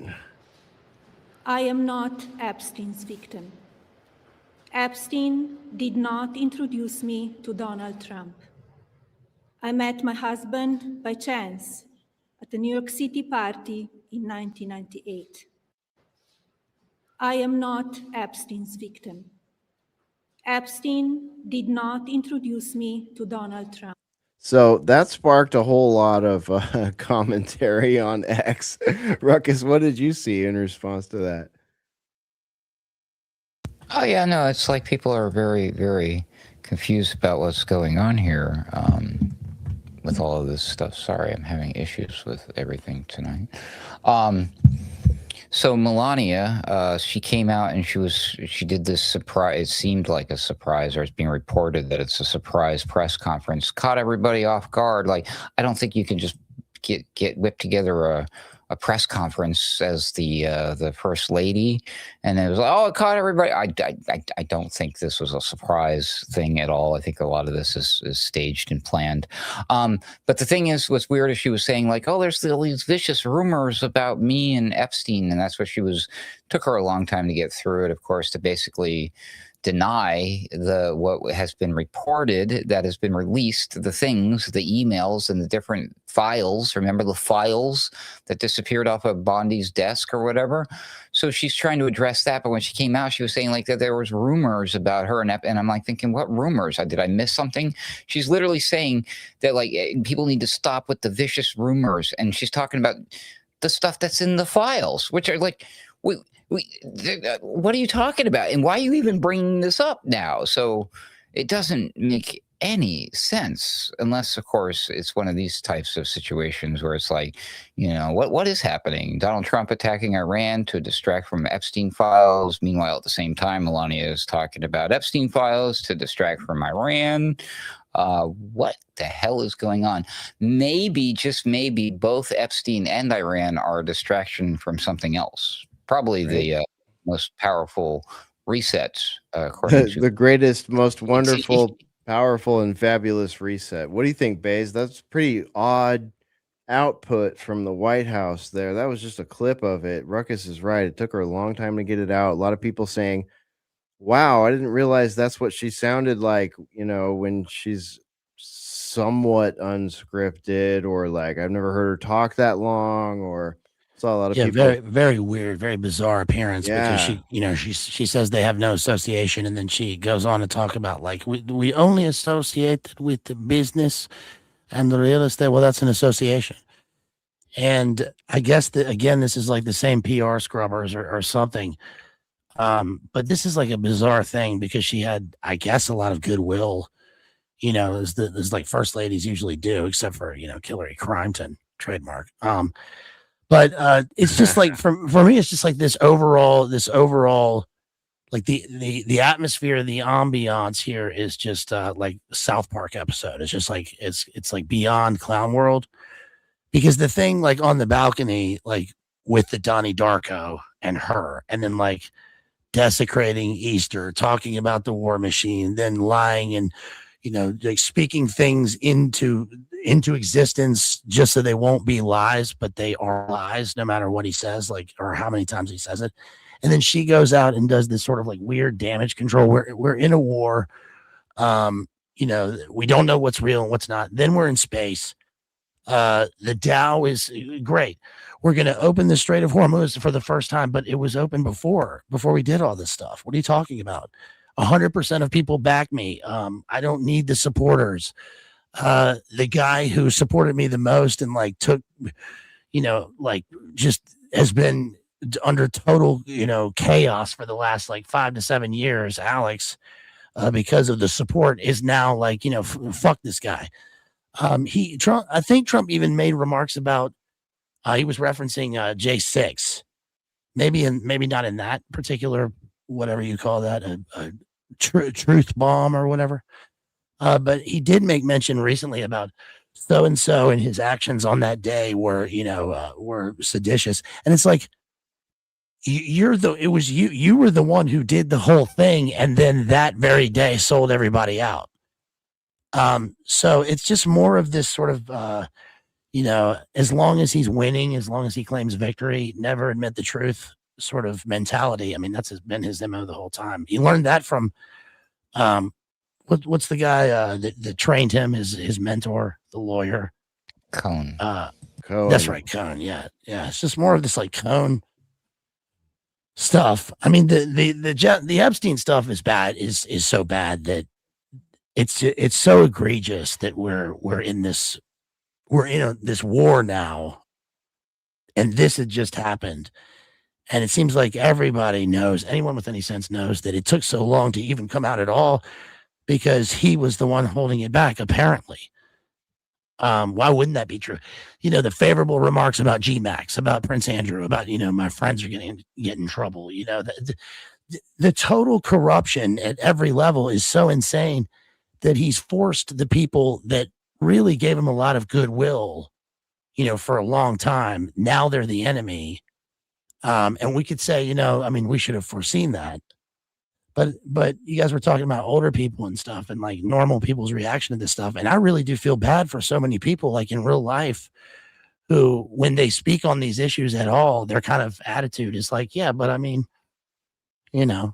what about Biden? Biden did a lot of bad stuff. You just got to keep going with it and trust the plan. Like, people really do that. That really is people's attitude about this stuff. And it's very strange. It's a very strange place.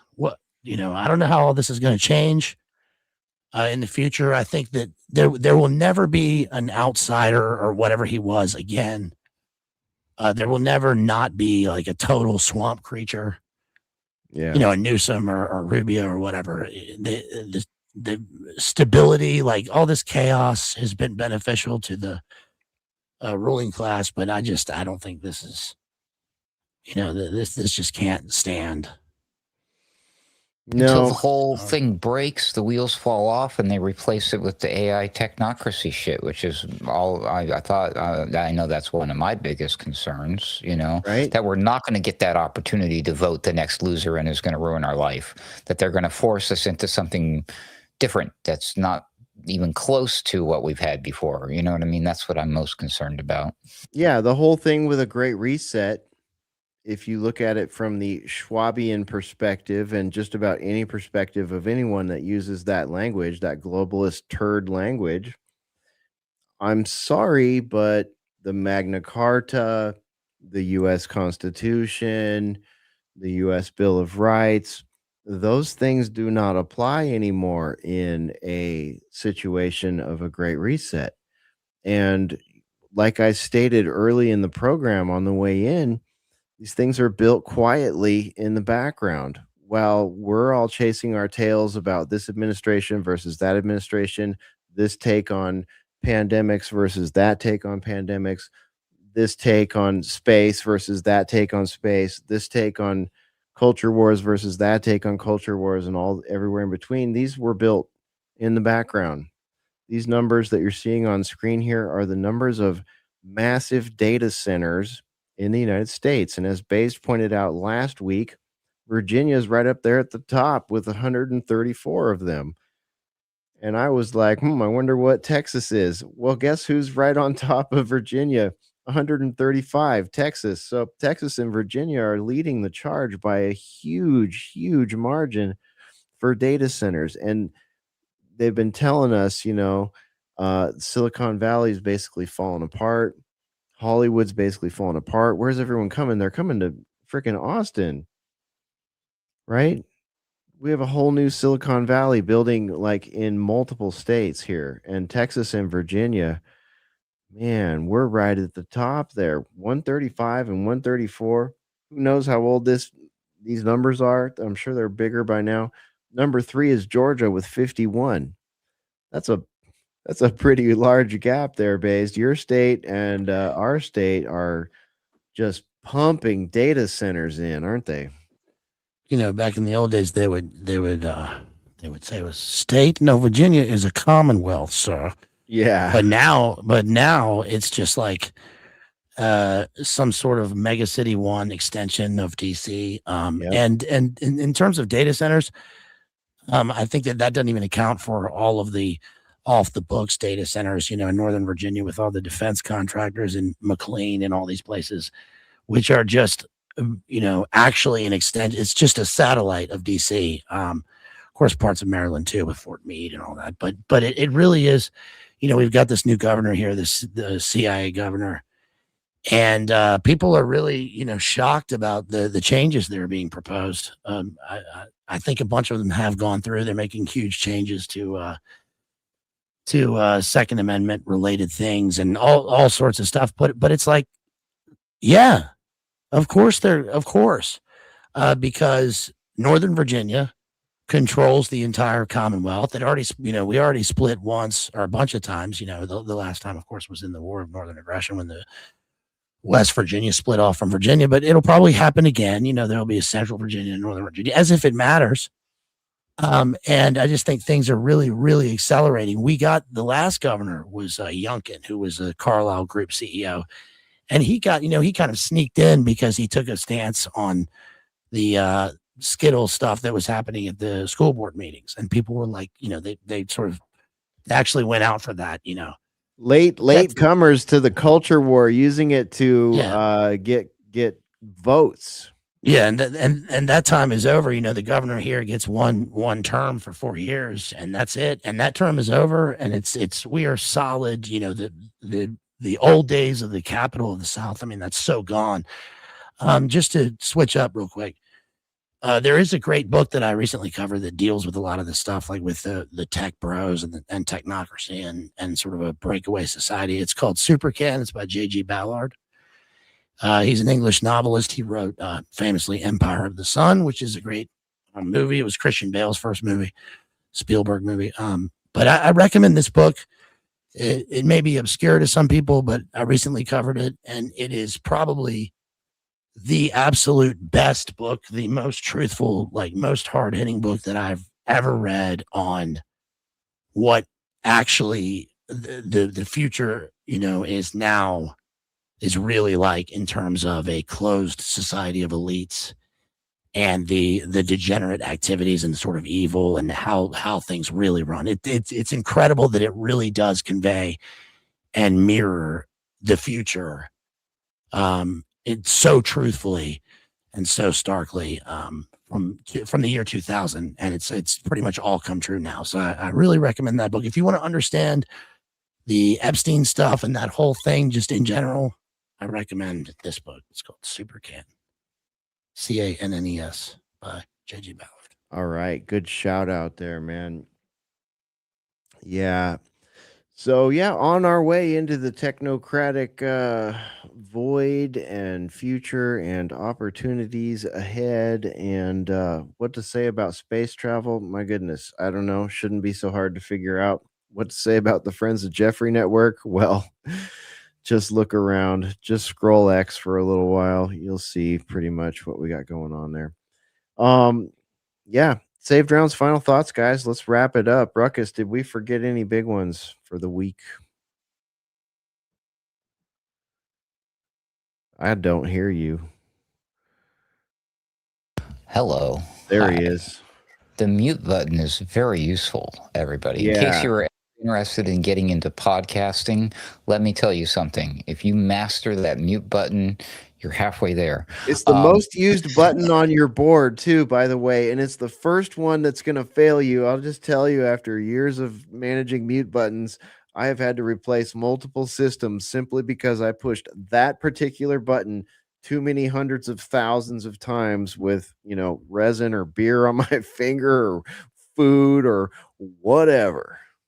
We do like to have fun here, but we are professionals, if you can, whatever that means. That's right. So this is only because I put it in the show graphics. People might be wondering what's with the arches. Well, Trump is doing his. We're celebrating decadent collapse of Rome. Nero 666. By the way, everybody, do your own research on that one. Everybody's results may vary. But yeah, he's you may have heard the news that he was putting together this arch, this big old like Stargate Babylonian triumphal arch thing, one of these classical building, very Roman looking kind of thing. So they released the pictures of the conceptual drawings. He was building his big beautiful ballroom, and now he's got a big beautiful arch that he wants to put up there. So I don't know, but from what I understand, smarter people than I know that there's some sort of interconnection going on between the Washington Monument, the phallic thing, and the Gateway thing. So I don't know. Maybe there's something there, but maybe is Trump ultimately just trying to screw America before he leaves office? Good question, Ruckus. Good question. Definitely. All right. Based, what about you, man? Anything you want to throw out there before we wind tonight's show down? Yeah, Nero Ahenobarbus, right? And the magical ritual with the phallus and the yoni I didn't know. Trump is a Thelemite. And honestly, like that would not surprise me. Yes, thank you. Thank you guys. I appreciate it. I will be covering Jim Morrison, Secret Teacher of the Occult, coming up, along with Esoteric Elvis with our friend Jamie Hanshaw. Please buy my book, Runes. It's a book of poems. It's available on Amazon right now, 2nd edition. And finally, I've had some great big news because of my appearances, thanks to Hesher and Ruckus on TNT Radio back in the day. Some things started moving, and I've recently, I am officially contributing to a book on Sylvester Stallone that will come out in the future. I'm contributing a closing essay on that. I can't really say more than that, but it is official, and it's with a big global publisher, a certain publisher that published Harry Potter aside from many other things. So it's a big deal. That's coming up. Also, shouts out to my friend Toby Harvard, who is making, and he wrote and he's actually directing his film this summer called Synergy Systems, and I may be doing something for that. So that's big news. What else? It's been a rough week, I will say that. And I don't want to throw it in there last minute, but we did lay to rest a young person that I taught and was very tight with today. And I hope that Jay, may rest in peace. There is a lot of strife and violence on the streets of the United States. And I think we should pray for peace and grace, and treat other people with kindness, because we never know when people will be there and then when they're gone. So, thank you very much. I appreciate you guys' friendship and support. Again, please buy my book. Come to my YouTube channel, Baseline Analyzer, and I'll see you guys soon. Peace. Thank you. All right. Thanks, Based. Appreciate you being here and sharing everything you shared tonight, your analysis and everything. And man, we were really sorry to hear about what happened in your town, in your community, and to those young people. Maybe I'll throw a link on the show page for those that are interested, because I know when we say something like that, people want to know what we're talking about. So we'll throw you a couple of news links, couple mainstream news links if you want to look into it. But yeah, our condolences to everybody that has been hurt in the events there in your community recently, man. Thank you, guys. Ditto, and bittersweet also at the same time. Congratulations on that other thing. Absolutely. Yeah. Again, that's due to you guys. An appearance on TNT back in the day. Amazing. So, amazing. See, the only way you can fail, folks, is if you quit. You just keep at it, good things happen. So congrats, man. Really stoked for you. Thanks, man. All right, there he goes. Be sure and subscribe to the Bays Lit Analyzer YouTube channel. Let me put this on screen real quick here because what Ruckus said a minute ago might just not really, you might need a visual aid to go with it. Trump's 250-foot triumphal arc would loom over the Potomac, new rendering show. So here you go. That's It looks quite American, doesn't it? yeah, it's this big arch thing. It's it fits enormous. it fits in nicely with the obelisk and the pyramid on the back of our dollar. All of this weird. Man, whatever. When are we gonna get some like American stuff? Can they make a big statue of like apple pie, maybe a beer can, a football? And we get all this weird esoteric secret society, satanic stuff, right? Why? It's Yeah, so why you weird. got to I do don't us get like it. that, people? Come on. So we will be probably on Sunday Wire tomorrow, which is when we may or may not be discussing. So there's two of the biggest, just quick updates on all of the geopolitical stuff. Just wanted to let everybody know I'm just going to report this. You can see this on X and other places, probably X, and I don't know if they allow this stuff on TikTok anymore. But tons and tons of people gathered in Mexico City in front of the Iranian embassy to express their support protest against the United States and Israel for what they're doing against like Iran and Lebanon and whatnot. Basically, crimes against humanity and war crimes that are being committed. They are being denounced by the citizenry in Mexico. So keep an eye on that. And the next big shoe to drop is already starting to drop. According to Bloomberg, I will just read you the headline and leave it there. U.S. intelligence shows China is set to supply Iran with arms. So they're gonna send like high-tech weaponry and airplanes and stuff like that, bombers. And that's probably not going to be a good thing, and that's probably what we would consider World War III. But hey, it doesn't matter because, we should probably be more worried about whether or not Alex Jones or Tucker Carlson or Megyn Kelly has a low IQ, right, Hesher? Yeah, we should be way more concerned with the IQ level of former television personalities that are now podcasters, I guess. Yeah. Who have a lot of CIA family members and weird, dodgy connections. Okay, that sounds like a great place to focus. What do I know? I have even less of an audience and less intelligence than Tucker Carlson, so I have no IQ. But that being said, a man who did have a lot of IQ is one William Milton Cooper, Bill Cooper. May he rest in peace. So I'll leave you with his famous quote: read everything, listen to everybody. Don't believe anything unless you prove it for yourself using your own research. Ruckus out. All right. Thanks, Ruckus. Great to have you here with us tonight, and we'll look forward to having you next week. There he goes. The Ruckus among us. Mystical Pharaoh did not make it back in time tonight, but thanks, Mystical Pharaoh, for hanging out with us as well. And thank you for being with us and your patience as we came to you on a Saturday instead of Friday this week. Lovely Spore and myself went down to Austin and witnessed the mighty Emperor as well as Blood Incantation performed live. So we were busy last night, but we wanted to make sure and get to you tonight, and we'll see you for Sunday Wire tomorrow morning. Don't forget it. Again, that's at 9 a.m. Pacific, 11 Central, noon Eastern, 5 p.m. UK time. We'll see you there. If you're not able to be there, we'll have it up on the website for you. Our website's alternatecurrentradio.com.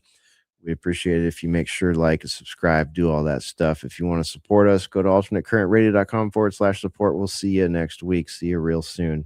That's it. Go ahead and run. Run home and cry to mama.